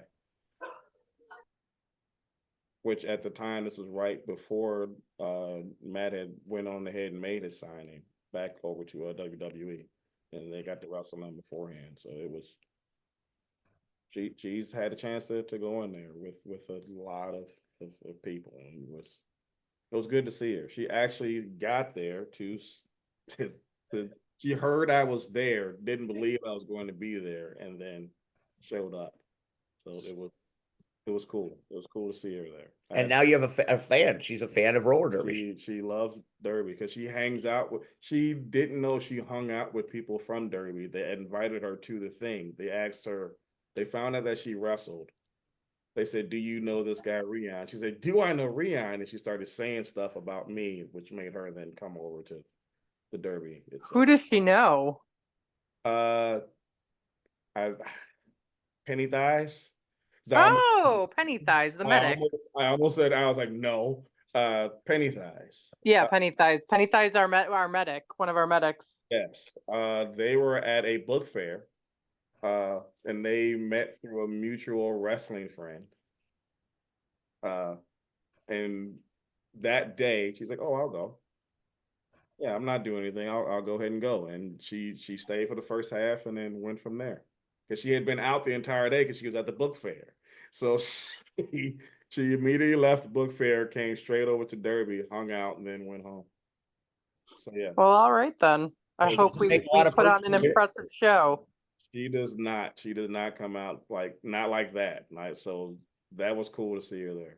That's a big thing. That's a big thing to have someone like that as someone that's gonna talk about Derby in a positive way. She's got a huge sphere of influence even to this day. So that's just really cool. I'm devastated that I wasn't there because it sounds like it was a hell of a match. I mean, just look at that photo, and then December was there too. I mean, that's awesome. So congratulations on to all the knockouts on another spectacular event, and it's just going to get bigger. Yep. Thank you. All right. Are you sticking around for a while or are you heading out? Because I don't I'm want heading out. It's getting very loud in here. I don't know if there's literal games afoot. Yeah, I know So you came in and you did your thing, and I appreciate you taking time tonight. I know you're busy. I do what I can. Don't forget the miners bout December 7th. I think we're planning on coming over to watch it after we're done at Rocket Pro. At least I am. Well, I was going to be there until I got booked in a fucking match. Oh boy. Hazel's debuting a new character. Is this Mothra? Yeah, she's not going to be Mothra. She's already debuted Mothra. She's debuting Oh. a new character. A I'll new tell you character. who it is in the group chat. Okay, very cool. All right, Cactus, thank you so much. We'll talk to you next week. All right, talk to you next week. Smooches. Love you Smooches. all. Bye, girl. Bye. Bye, girl. Bye. All right, that is, of course, the one and only Cactus Rack. Go through a couple of things from my weekend. I just want to make sure that we're good. We don't have to talk about anything else as far as Knockouts. knockout I stuff. think we covered that pretty good. Because you mentioned. What about that video? Do you have that video? Do I have it? No, I don't know where you got it from. I got it from a friend. Okay, then you go ahead and tell me who the friend was, and then I can Well, tell you where he it is. sent it to me personally. Then it's probably from Andy. So I'll just go ahead and do you want to talk about it? I do. I'd like to. I believe that was probably at the Rabbit Brewing when this paddle situation was that Euro. That was not Euro. Who was that? That was Dina Discipline. Oh, I'm sorry, Dina. I'm sorry. That's on me. That's my fault. Dina Discipline disciplined you with Pat. That one. That's Dina Discipline. Mm-hmm. Amazing how they can change characters and look absolutely totally different. I think that's pretty cool. Agreed. Why did you get paddled on the bottom? I heard it was for charity. It's not so much a charity, but they were raising money. Did you like it? We're here now. We're here now. Some people like that kind of stuff. Well, I'll put it this way. So they are presenting money for RollerCon, or they're trying to get money for RollerCon to ease up their finances. And Dina Discipline was, and this is where it gets weird because I know there are a lot of footage out there, and I know there are a lot of photos out there. I'm not going to put them on here. But if you go looking, you might find them. Dina Discipline ultimately was charging people $2 per spanking. Oh, now you pay attention. So it's $2 per spanking that she did herself. And I was there for security purposes. At Rabbit? Yeah. You're security at Rabbit now? Our security for this, because you can't just have people out there spanking other people and then not be in a wrestling ring or a boxing ring or anything of the sort while being at a bar with liquid courage and think it's going to be okay. Somebody has to be there to be like, no, that's enough. So that's fair. Originally, it was myself and Andy and James Hurley. But in the very beginning, there was only one person that went up because everyone's nervous. No one wants to just go up there and do it. So I went up there to say, well, no one's going to start it. I guess I'll do it. So I went there, and then people started to form a line.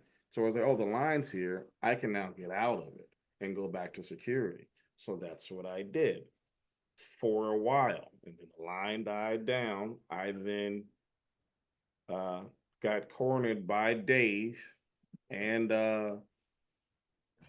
and Dina, and it was like, okay, did you still want to get spanked? I said, no, not really, but I will for you guys. You're a team player. More than you realize.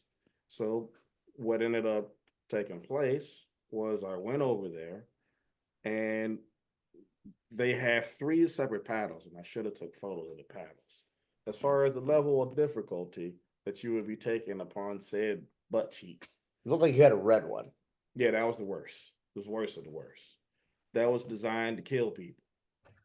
There's one that, is a very just, hey, y'all. And then there's another one that's more like, that's, just kind of like if you were a nun. Not snug. No, that it was okay. This what the other one wasn't. It wasn't a snug scenario.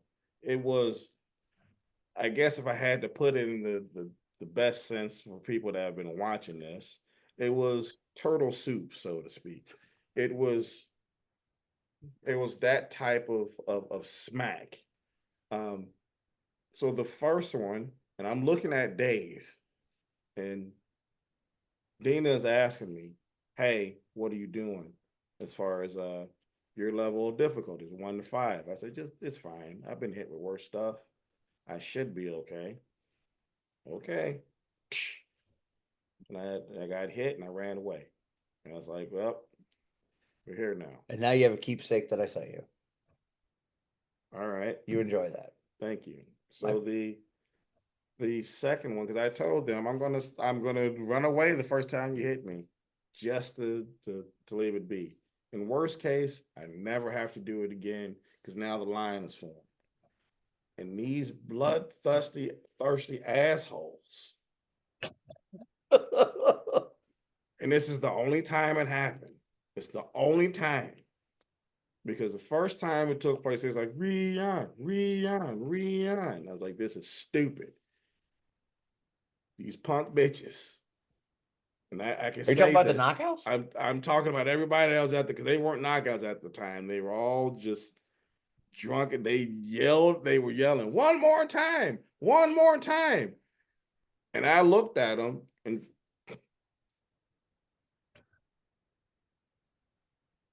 they didn't care. One more time. And then Dina disciplined looked at me and was like, yeah. So then I had to get back over, and I got hit again. I was like, hey. I was like, well, this is fun. And I was fine until 5 minutes later, and my ass got hot.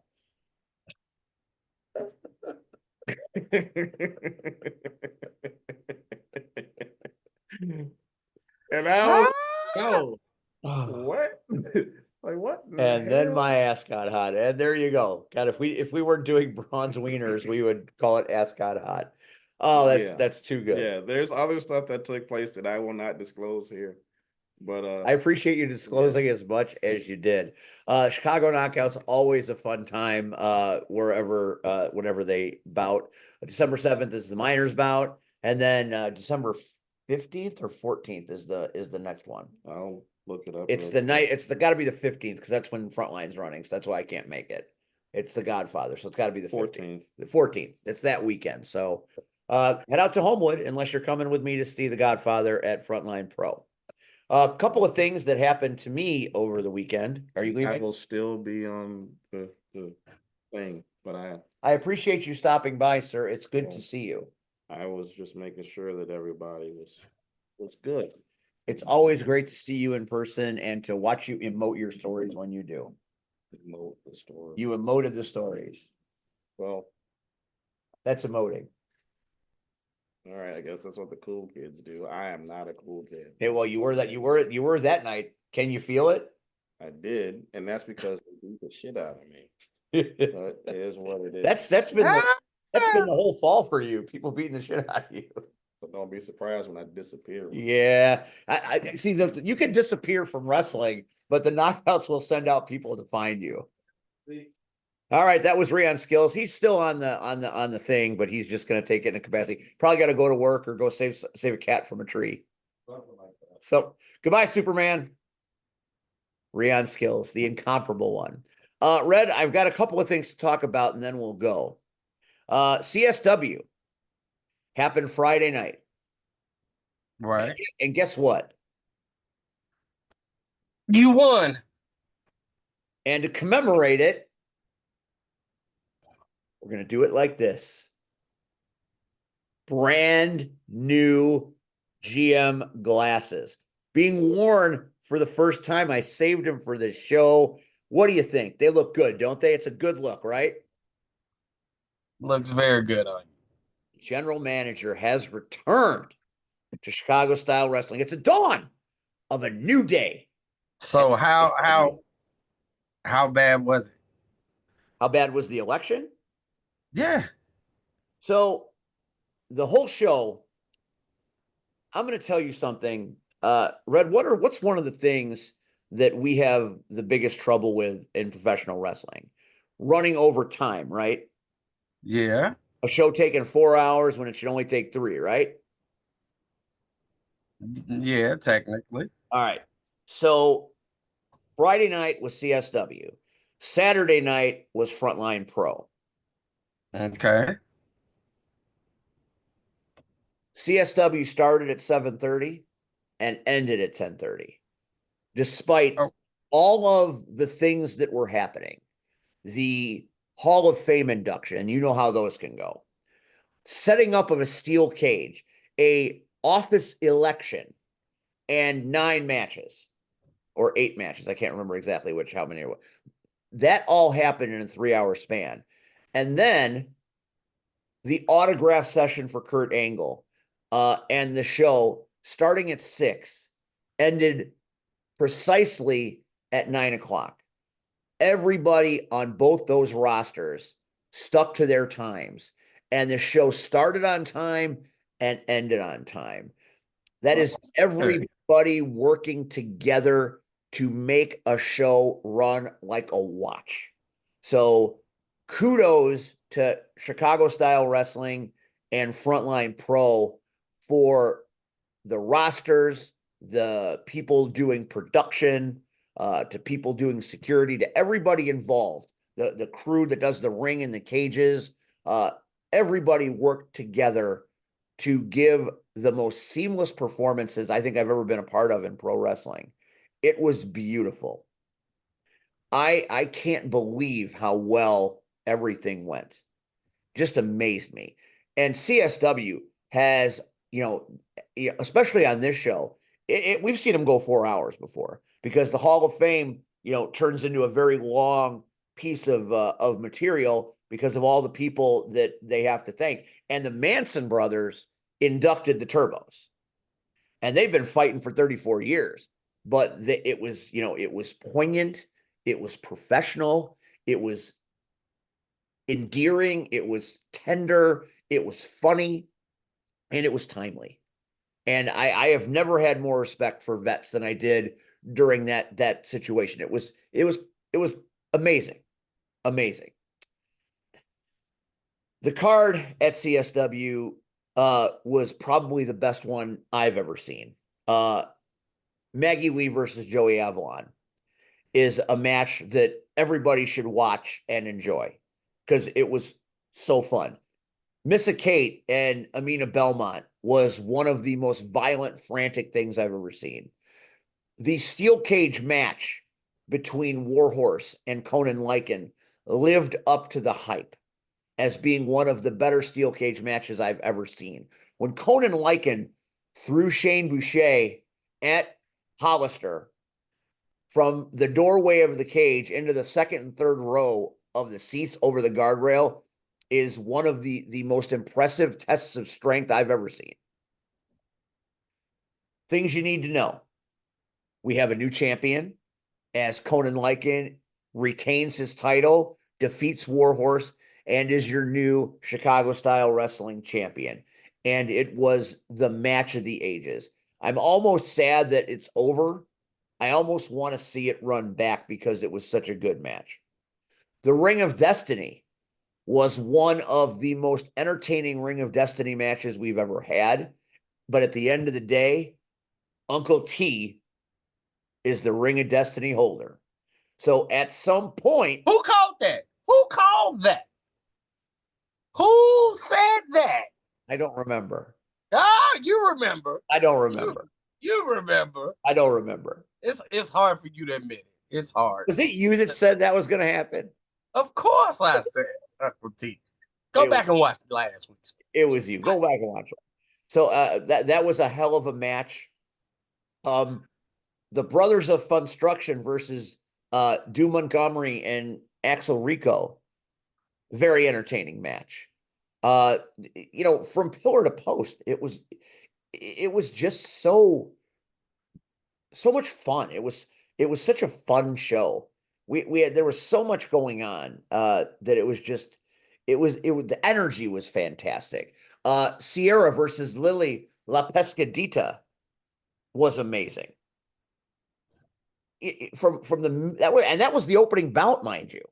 Oh wow. From start to finish, Chicago Style Wrestling delivered Second Shitty Showdown 4 and made it feel like WrestleMania to me. The crowd got there early. They were hot from the minute it started until the final bell. So big thanks to the people at Chicago Style Wrestling, and thanks to the fans for allowing me to be general manager again. And guess what, C-Red? I did my first act as general manager back in Power. And do you know what my first act was? To hire me. No, seriously, what? That might be one of my second. My first act was to fire TJ Steele. He gone. Wow. And he sent his minions to attack me, to which I told his minions, if you attack me, you are fired too. So get your asses back behind the guardrail and carry that fired son of a bitch out of the arena. And you know what happened? They carried that son bitch out the arena. It's good to be the boss. People said, how's it going to be different this time, Steve? And I said, it's different already, because here's why. In my first run for years as general manager, all I did was suspend. Came out of the gates firing motherfuckers. So there's new sheriff in town. And we got a big show coming up in December on the 13th. Love, Death, and Wrestling in Elmwood Park. And we got some big names on that card, C-Red. Did you see that? No, I haven't. Matt Cardona going to be at CSW. Okay. Kylie Ray returns to Chicago Style Wrestling. Hollywood Haley J of NWA comes to Chicago Style Wrestling. The star of Netflix and NWA is going to be there. So we never have shows in December, but now we do. You know why? Why? We got better management. Yeah. Okay. You know. Okay. Red, we're going to be in talks about bringing you into commentary. I feel like I need you there. You don't. I feel like because I'm doing general manager stuff, I need my ace in the hole. Levi is girl interrupted. Stan Payne can't be here all the time. I need someone I can trust, someone I believe in. And see, Red, that might just be you. Nah. If you get the call, will you answer it? Sure, but I won't get the call. It's a new day in Chicago Style Wrestling, brother. I know, and I'm happy to hear it. Let me tell you, congratulations. Letting me be the first. Thank you. I'm glad that we here at the Power Hour were able to give you a platform to debate Mr. Steele, and you came out victorious. So we thought we would have to wait till December, but I'm glad the ballots are in. It was a landslide. Not only did I win the popular vote, I won the Electoral College. I did very well in the battleground states. So, Pennsylvania was my bitch. So felt pretty good about it. Also, that episode, the debate episode, is our most watched episode on our YouTube channel. It blew up. Really? We have more views of that one in that short a time than anything you and I have ever done together, ever. Well, see, then you don't need me. You just need Oh, somebody I to need you. debate with. You were the body. You were the guy. You were asking the questions. You and Rion. Rion's asking about gun control. You're putting us in situations. It's not about me. It's about Hey, Rachel asked the great questions. it's about us. It's the most unlikely of shows to be the most watched show. That was it, and I feel like that's pretty cool. Very true. And last week's show with Annie is starting to creep up there. I think people are just starting to find our YouTube channel because I'm watching shows that have passed. I'm watching the numbers creep up, and I'm like, I wonder what's going on here. So who knows? Maybe after all these years, Ed, we're finally going to get a break. From who? Nobody watches us. Somebody, maybe. I don't know. I think it's probably the same 3 people, and they just keep watching. And keep clicking on it. Keep doing it. It makes me feel good inside. I want to hear, because I already know, but I want to hear about Saturday. The Freedom Cup. Let's go through the results real quick because I can't remember what you picked, but I'm sure you picked, and we're going to see how you did. So Quinn Whittick defeated Skits. Okay. I believe you picked that. I picked with it. Then Cal Hero unfortunately was unphysically able to attend Freedom Cup. So Warhorse Commissar comes out and issues an open challenge. And guess who took it? Who? Sierra. Wow. I'm going to tell you about this. I'm never going to look at Sierra the same again. I might not look at Warhorse the same again. There were so many great matches at Freedom Cup, but that was the match of the night. That was the match of the night. They beat the shit out of each other.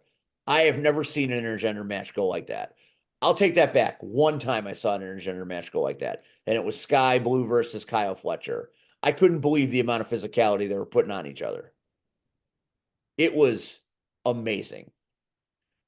Sierra, we know, and we've known for a long time, is one of the brightest superstars in the area. Probably, I mean, she's in PWI for a reason, right? Even though she didn't win the match, she looked like $1 million in that match. She was brutal. She was violent. She was stiff. She was on fire. It was the energy in that match just hit differently. Okay. And I've seen a match like that one time before that I walked away from it looking differently at the people that were in it. Heather Reckless fought Gringo Loco at Chicago Style Wrestling. And I thought that sent Reckless to a different level because of how engaged and how physically demanding the match was. And the base god is legendary, right? Yeah. So when Heather Reckless matched the energy and matched the skill level, I think that put her in a different. I looked at her differently. Same thing. I mean, obviously we've seen Sierra do 100 million things over the years, but there was just something about the energy she brought to this match. I don't know if it's the fact that it was a match that just suddenly got put together or it was just a surprise, but goddamn. I don't know if Conan Lycan put the beating on Warhorse Friday night in a cage that Sierra put on him Saturday night.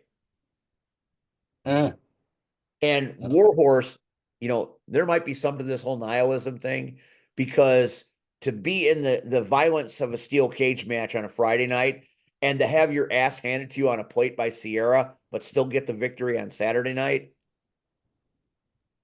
Maybe he is what he says he is.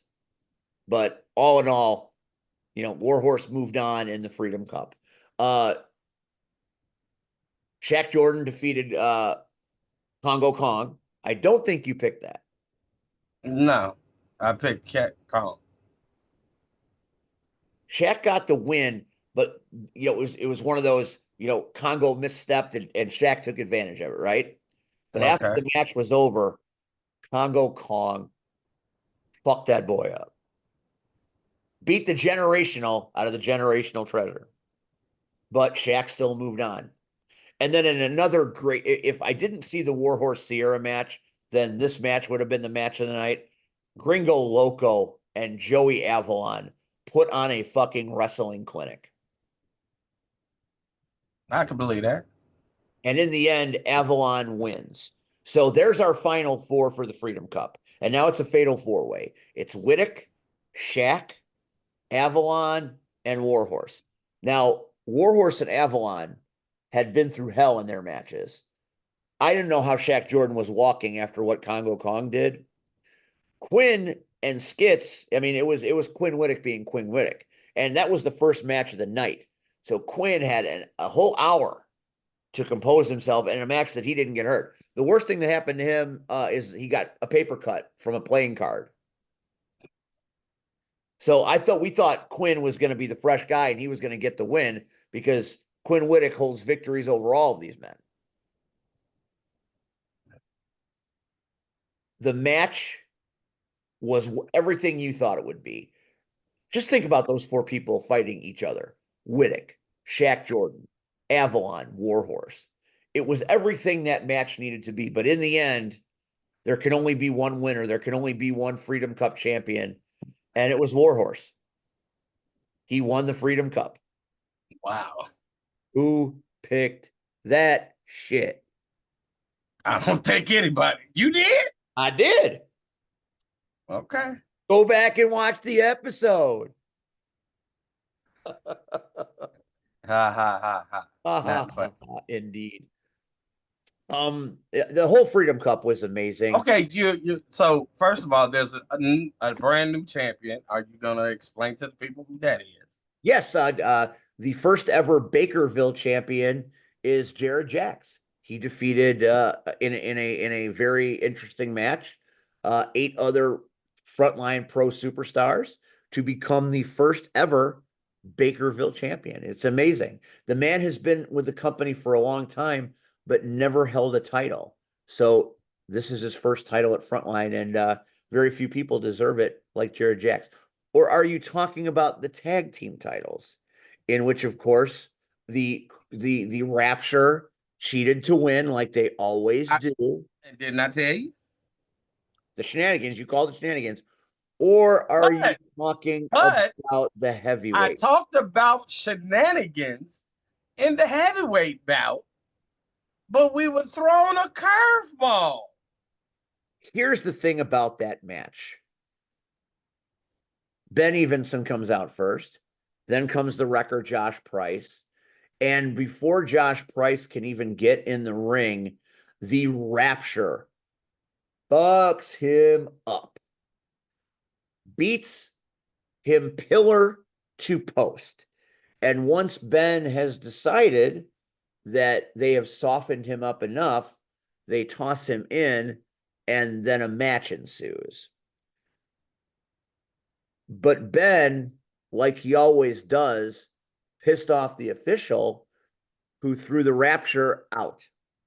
And while the Rapture was being tossed out, the ref had his back turned, and the one-armed man, Kid Lat, came out from under the ring, grabbed the heavyweight belt, plastered Ben McCoy in the face, just like Ben McCoy did to Marche Rocket. Remember that? Of course.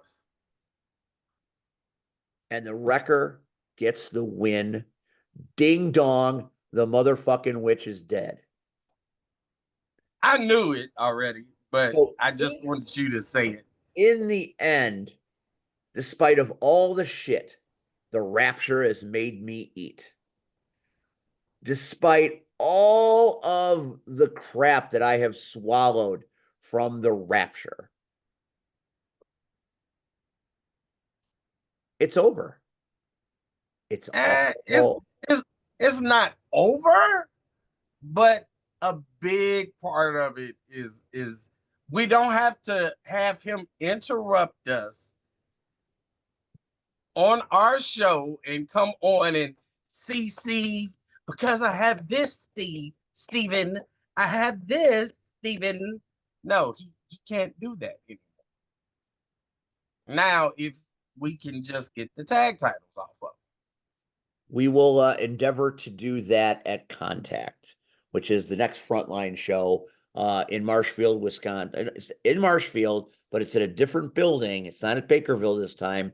It's up the road at the Armory in Oak Glen, I believe is what they call it. I could be wrong about that. I'll get the information corrected and I'll present it as we get a little closer to it. The reason why I don't get to go to the Knockout Championship is because we've got this show and Frontline is rolling right now. And our commentary table with Chris Lockman and Annie O'Neill, we're doing some great work. Let's talk about Kurt. Red, we've worked with a lot of superstars over the years. We've both been in plenty of locker rooms where visiting dignitaries come in. Teddy Long, Animal of the Road Warriors, Big Papa Pump, Billy Gunn, Diamond Dallas Page, Alberto El Patron, MVP, Ron Simmons. I mean, we've worked with so many people. Rion has worked with likes of Sting and Ric Flair that would come to PCW Dream Nights, right? So we've all had the chance to work with special people. That night in Markham, we met Paige. When she was at the height of her pageness. So, we've had the chance to work with some really, really special people. Not all of them have been great. Not all of them have been fantastically giving, like Scott Garland. But I'll get into that. I won't get into that story. Kurt Angle came in early. Kurt Angle did everything that was asked of him. And did it with passion, flair, energy, and enthusiasm. He is a damn joy to work with. I got to do an in-ring interview with him, which will be available for viewing sometime soon. My cohort, Chris Lockman, got to do a segment with him. My other co-commentator, Annie, who was on the show last week, got a chance to talk with him. And then Rion's timely with this picture. 12 years I've been doing this, and I have never taken a picture with a talent like that. I've never felt the need. But and this was toward the end of his time there, we got a picture. In that moment, I was a fan. I was just trying, I was enjoying that moment so much. And the three of us did such amazing work with him that he said, let's take a picture. You can't write it any better than this. They say don't meet your heroes, but this was one of those moments where I did. And he was everything I hoped he'd be. Thanks to Frontline Pro, and in a non-shoot way, thanks to Ben and everybody behind the scenes that made this happen. Because I'll never forget this as long as I live. When that thing comes up on YouTube, I'll watch it 100 times. And I'll hate everything I did, but I'll be glad I was in that ring with him. Because it's just me and Kurt sitting there in that ring together alone with everybody in that arena sitting watching us. When we got in that ring and we sat down, and I saw that people up in the upper deck were watching, and people were in the seats where the fans were going to sit, were watching. Everybody in that building stopped and listened to me ask this man 3 questions. And I thought I would be nervous, but I felt so comfortable and at ease because he made me feel comfortable and at ease. I asked him 3 questions and he answered them. I had more, but because I had a certain amount of time, those were the ones that I got to. And the answers he gave were so incredibly satisfying.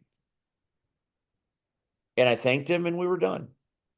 And I'll have that in my back pocket when I'm on my deathbed, watching my phone, trying to watch it one more time before I shuffle off this middle moral coil and say, why did you wear that tie? Or something else stupid, depreciating. But it was so much fun. So I am glad to hear everything went so well. That's what I really cared about. It wasn't, I mean, I knew the results of the show Sunday. I probably knew the results of the heavyweight match Saturday night. Yeah, that shit got out quick. But let me say this. I get, and this isn't to push you either way. But when I first started, I was the same way. Be in the locker room with somebody, and some people I took pictures. Like I remember, I have a picture, and it's somewhere, and it's on my social media somewhere, probably Facebook, of course, of me and Ron Killings, R-Truth. And that night was just a great night because after we did the show and we all went to the bar, he was trying to get Marche to drink, and Marche doesn't drink. But unless Shogun offers him a shot, and we, he was cool and he was like, man, let's take a picture, bro. And but most times I've been apprehensive to take pictures with people. Yeah. And then I realized, why not? These are people that I've looked up to and watched or studied or just been a fan of. So why shouldn't the fan in me take a moment and be able to get a picture? You're not wrong. You're absolutely right. And somebody else on social media gave me similar advice. Never, because and I've already started to do it. I just haven't continued, and I'll probably pick up. I've printed everybody that I have the pictures. Some pictures I lost, but I met Rhino more than I should. I don't. Yeah, I've seen Rhino many times myself. Rhino Right. always. I think I saw Rhino 3 times in one weekend. But I printed them out on 8x10s, and at some point, I will hang them up, and that will be the whole wall, of me and the people that I have met along the way, because I don't take those moments for granted anymore. Uh, the piece of resistance is if I ever get to meet Sean. But you know, you Yeah. We One of don't the questions I asked Kurt Angle, he talked about Shawn Michaels. So check his that. best. I thought of you when he started talking about it. So I mean, don't like, dude, the inner part of me wants to go with you so bad in December to meet the Godfather.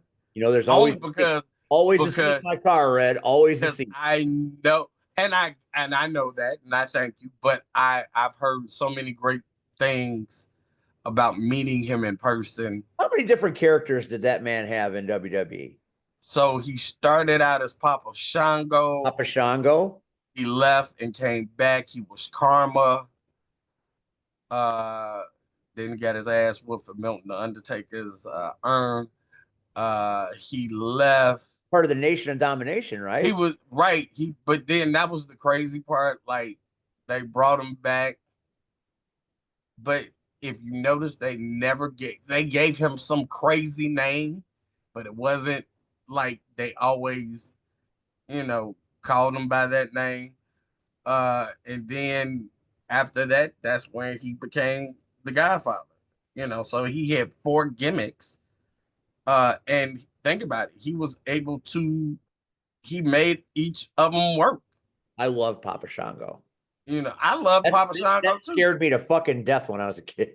I think before the Boogeyman, I think there was nobody like Papa Shango, because if you believe in, I don't want to say New Orleans, but the mythology around Little voodoo, the shamans, right, and voodoo, and they played it so well with his character, I thought it would last, and it went a minute. I didn't like the karma thing, you know, him trying to be a badass prize fighter or something. Like, then your ass should be in the boxing ring and not in the wrestling ring. right? But I understood the nation thing, so of course I love that. But dude, when they brought out the Godfather, like, for me, And the Ho Train. I no, but I felt like that was him. You know what I'm saying? Yeah, Like, you could see a it. character that it brought out the best in him. He Right, the best work with it. right. So it was like, okay, so I mean, so like I said, I mean, dude, that's just me. Like, I'd be standing around all night that night, like, take a picture. I'm gonna take a picture. I'm gonna take pictures. My phone full of Well, charge. now that I know this, if I get the chance, I might buy an 8x10 for you and have him sign it. I think I got it. Do I have 8x10? Trust me, I got a whole bunch of shit up in my room. I know you. But I said all of that to say, again, when you get a chance and you meet people, or people that you even think are on their way, stop and take a picture, dude, because at the end of the day, like you said, I mean, at some point we're all going to get older. We're all going to not be able to remember this. But I want to be able to show people, guess what? I was in this shit. Yeah. Like, for real, I got a picture from GPW of me eliminating Sky Blue in the Battle Royal. Hey, whatever you got to do, right? So I got that going for me, which is nice. Red, I get a chance to interview Godfather in the ring, just like I did Kurt. Should I give him a Papa Shango question, a nation question, and a Godfather question? How should I break this shit up? If you only get 3 questions. Well, it's a time thing. Right. Well, that's what I'm saying. I had like 16 questions for Kurt.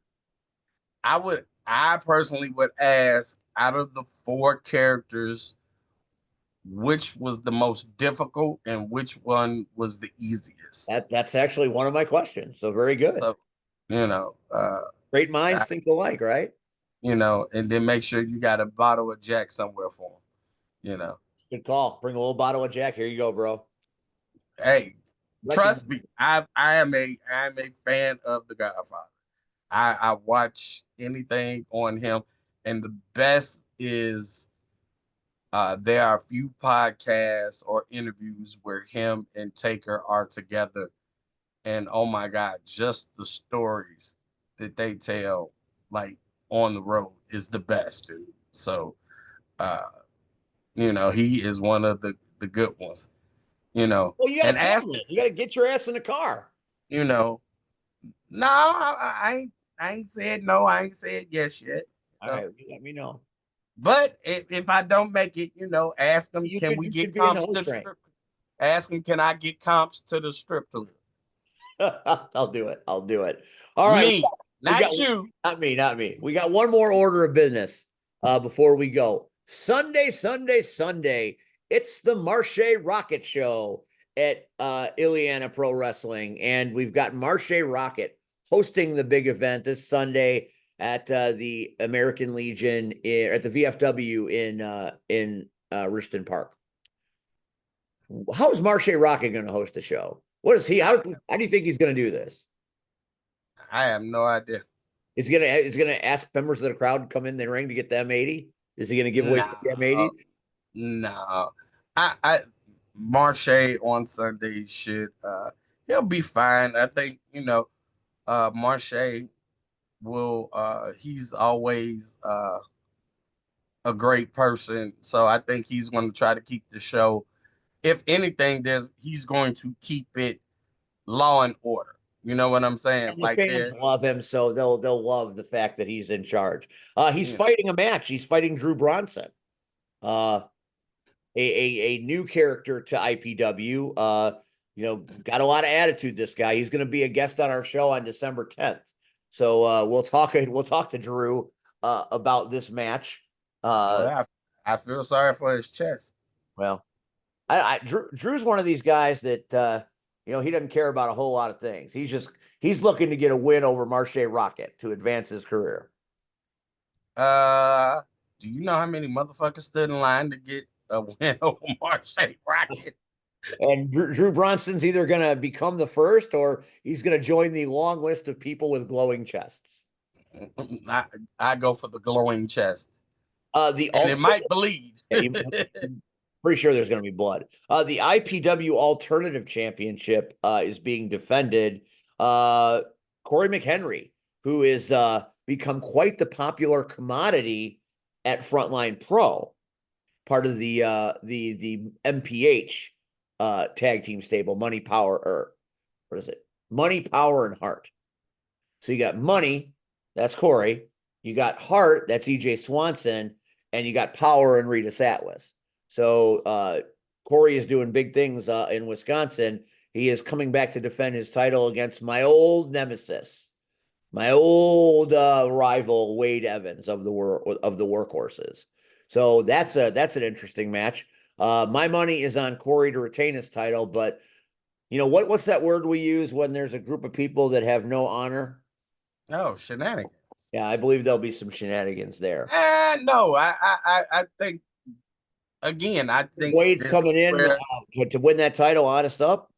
I think this is where Marche Rocket being the host, and we know from being host ourselves previously, that you do get certain leniency and a little bit of control and power. And I think if Marche sees this, I think Marche will rectify it and either throw the other workhorses out or have the match continue, until there's a real winner. Whether, Wade is going to have to win it on his own regardless. I believe but my money is on Corey. The other announced match we have is for the #1 contendership of the Second City Championship.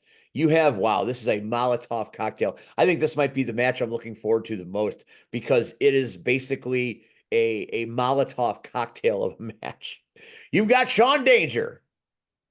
You don't know what version of Sean you're going to get, but he's going to be there. You've got your fucking crazy ass bitch son. He's not a bitch. He's just crazy ass bitch son. He's crazy, but not a bitch. Crazy ass bitch son. I mean that with all due respect, too. And I call him that to his face, so I'm not doing anything here behind the glass that I wouldn't do to his face. I appreciate that. He might punch me in my face, but I'll take that shit. He knows how I feel. He knows I don't run. But anyway, Steel. And then you've got one of the most unlikely superstars, the jewel of Rocket Pro Wrestling's pre-show match. Everybody loved that goddamn mime. That mime popped everybody in the back. It was amazing. So Paul Le Miserable will, I don't know how he figures in this match, but if Jean-Paul Le Miserable. Is it Jean-Paul? Jean-Paul. Oh yeah, Jean-Paul. My little screen was Jean-Paul Les Miserables. That's on me. That's me. Jean-Paul. If Jean-Paul and Sean Danger square off against each other, that might be the moment of the day for me.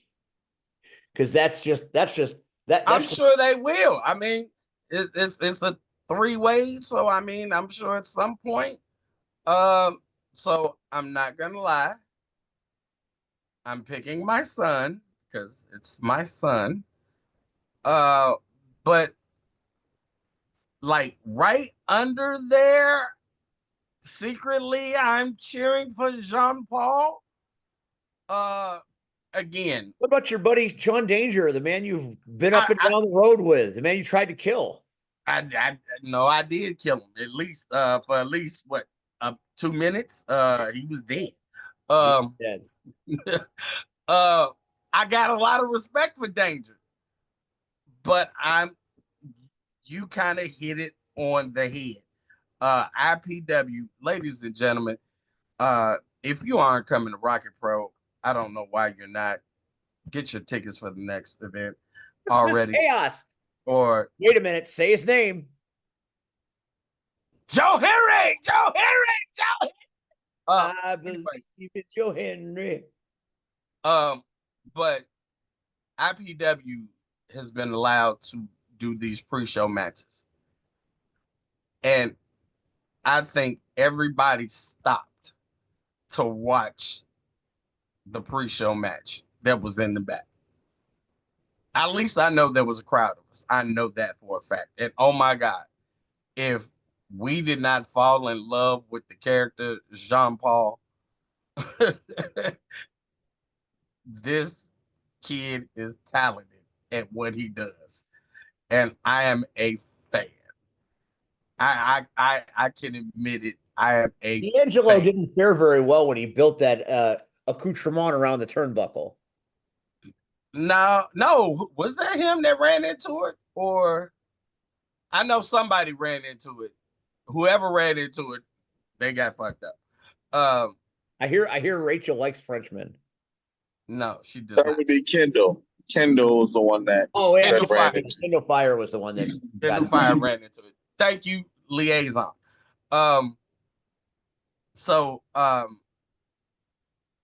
they went out there, and again, everybody busted their ass, but I think all of us were just so impressed with Jean Paul. That's the thing about IPW running pre-show matches at Rocket Pro, because you're not getting your garden variety pre-show match. You're getting a match that would stand on its own as a mid-card. Right. That could have been the main event. Could have been a main event, right? So, it's to call it a dark match is doing it a disservice, because it, was as entertaining as any other match on the card. But it wasn't a dark show match, because here's the thing. There were a ton of people, and they were all into it. They love that fucking mime, man. They love that fucking mime. They love it. They love it. I mean, and I think they love all the fact. So kudos to IPW. And again, for this match, I'm never gonna not pick my son. But like right on his side, like a step behind him. I'm calling her out there. The crazy bastard doesn't win, the mime does. And you know what? Maybe Sean Danger pulls off the upset. Sean Danger's been rolling at IPW, so hard to pick a winner there. Well, I haven't seen Danger in a minute. There's a match I could pick a winner on as we close out the show. You've got the return of Paragon back at IPW this Sunday, taking on Disco Ray. I guess Disco Ray didn't learn anything from King JR, because Paragon don't play. And as much as I love Disco Ray and his strawberry haircut, the man says anybody can get it, which means he can give it to everybody, and not in a good way. He's the hunter.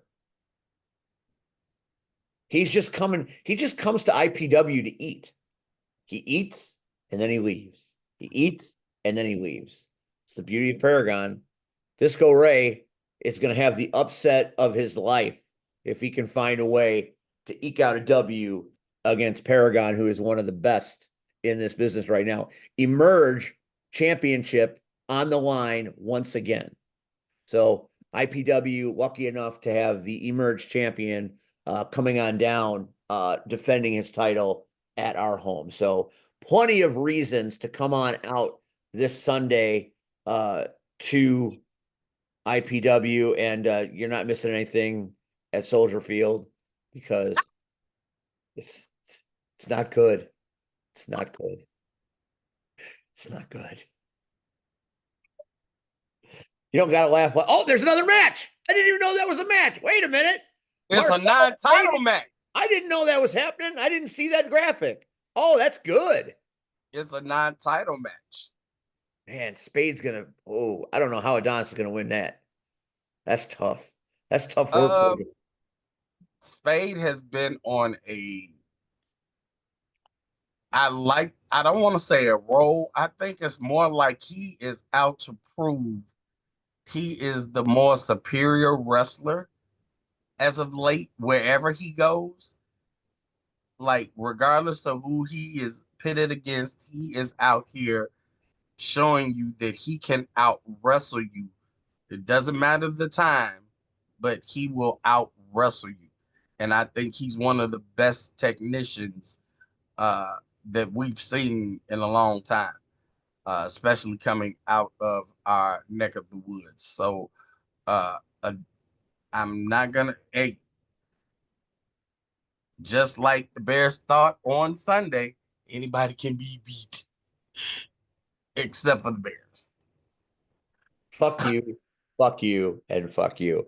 Adonis Allen, enthusiasm and speed, and even a little bit of guile. Will it be enough to defeat Marcelo Spade? And if he wins, will he get a title shot at some point? So there's a lot of stories to be told in Richmond Park on this magical Sunday, the Sunday before Thanksgiving. So you know what? You got good wrestling this weekend, SCW, and there's more a gauntlet match. I'm not getting these memos. You know, that's because I missed the last show and I'm not taking tickets these days, so I'm kept out of the loop. IPW told me they didn't need me anymore, to don't stay there, to go on and do other things. So I took the advice. You should ask them to come back because watching the Bears ain't working. You might be right about that. Nick Diamond, a gauntlet match. Oh, there's going to be a lot of Karen screaming, huh? I don't know how I feel about that. Yeah, but I mean, Diamond, that's the bad part about the gauntlet match. You don't know who's gonna walk through that curtain. Maybe I get to walk through that curtain. Do I get to be part of the gauntlet? It's junior heavyweight. Oh yeah, I don't get to be part of the gauntlet. That's all right. Right. I do because I'm slimmed down. But you're on sabbatical. You don't get to play. I don't do anything anymore. Come on now. I just do commentary at one company. We're working on it. I'm depending on, I got to see what's going home at the homestead. I might come out for this show because I'm off all week. So I have to see. I have to see if I can come out and play a hot dog and some of the spirits that they have there at the VFW. You could eat, drink. I'm coming to. If I come, I want to see the vets. I love the vets. So yeah, they're good people, and they love me because I'm a vet. So we all got something to cover. And we love you, Red. All right. Is Rian going to throw any more graphics up there? Because I feel kind of bad that I was unprepared. I thought I was prepared enough, but once again, Rian with that tough love showing me that I was not prepared. I think that might be it. He's leaving it for now. So we're going to say goodbye on that note. So, thanks to Brawn the Lumberjack for coming on tonight. We certainly appreciate him. Thanks to CSW and Frontline Pro for a great weekend that I'll never forget. Don't miss IPW this Sunday. Marche Rocket is your show host. Next week on this show is our big Thanksgiving episode. It is the third from last episode. So we got 4 episodes left. Tonight was number 4. Next week is 3. We are off December 3rd because I can't be here. And then we have December 10th and December 17th. So we got 3 shows after tonight. Our guest next week is the man pictured in that graphic on our screen as our Thanksgiving show sees the return of All Day Marche Rocket. And what a better way to celebrate Thanksgiving week than with one of our show family members who has been on this show way more than anybody else. And to me, that's why I love him, because he's never too big, never too busy to take time to talk to us. And he is a huge superstar. NWA. He's everywhere. Marche Rocket takes time on a Tuesday night, Thanksgiving week, to sit down with us for our Thanksgiving episode. That's pretty fucking cool. You know how cool that is? You said pretty cool. All day cool. All right. The GM is out. We're done. This has been the Power Hour. I'm Steve. We will see you for the Urban Sensation C Red. For the Real Deal Rion Skills, I'm Steve. We will see you next time, next week on this show, the Power Hour. Thanks for watching, and we'll talk to you soon. Good night.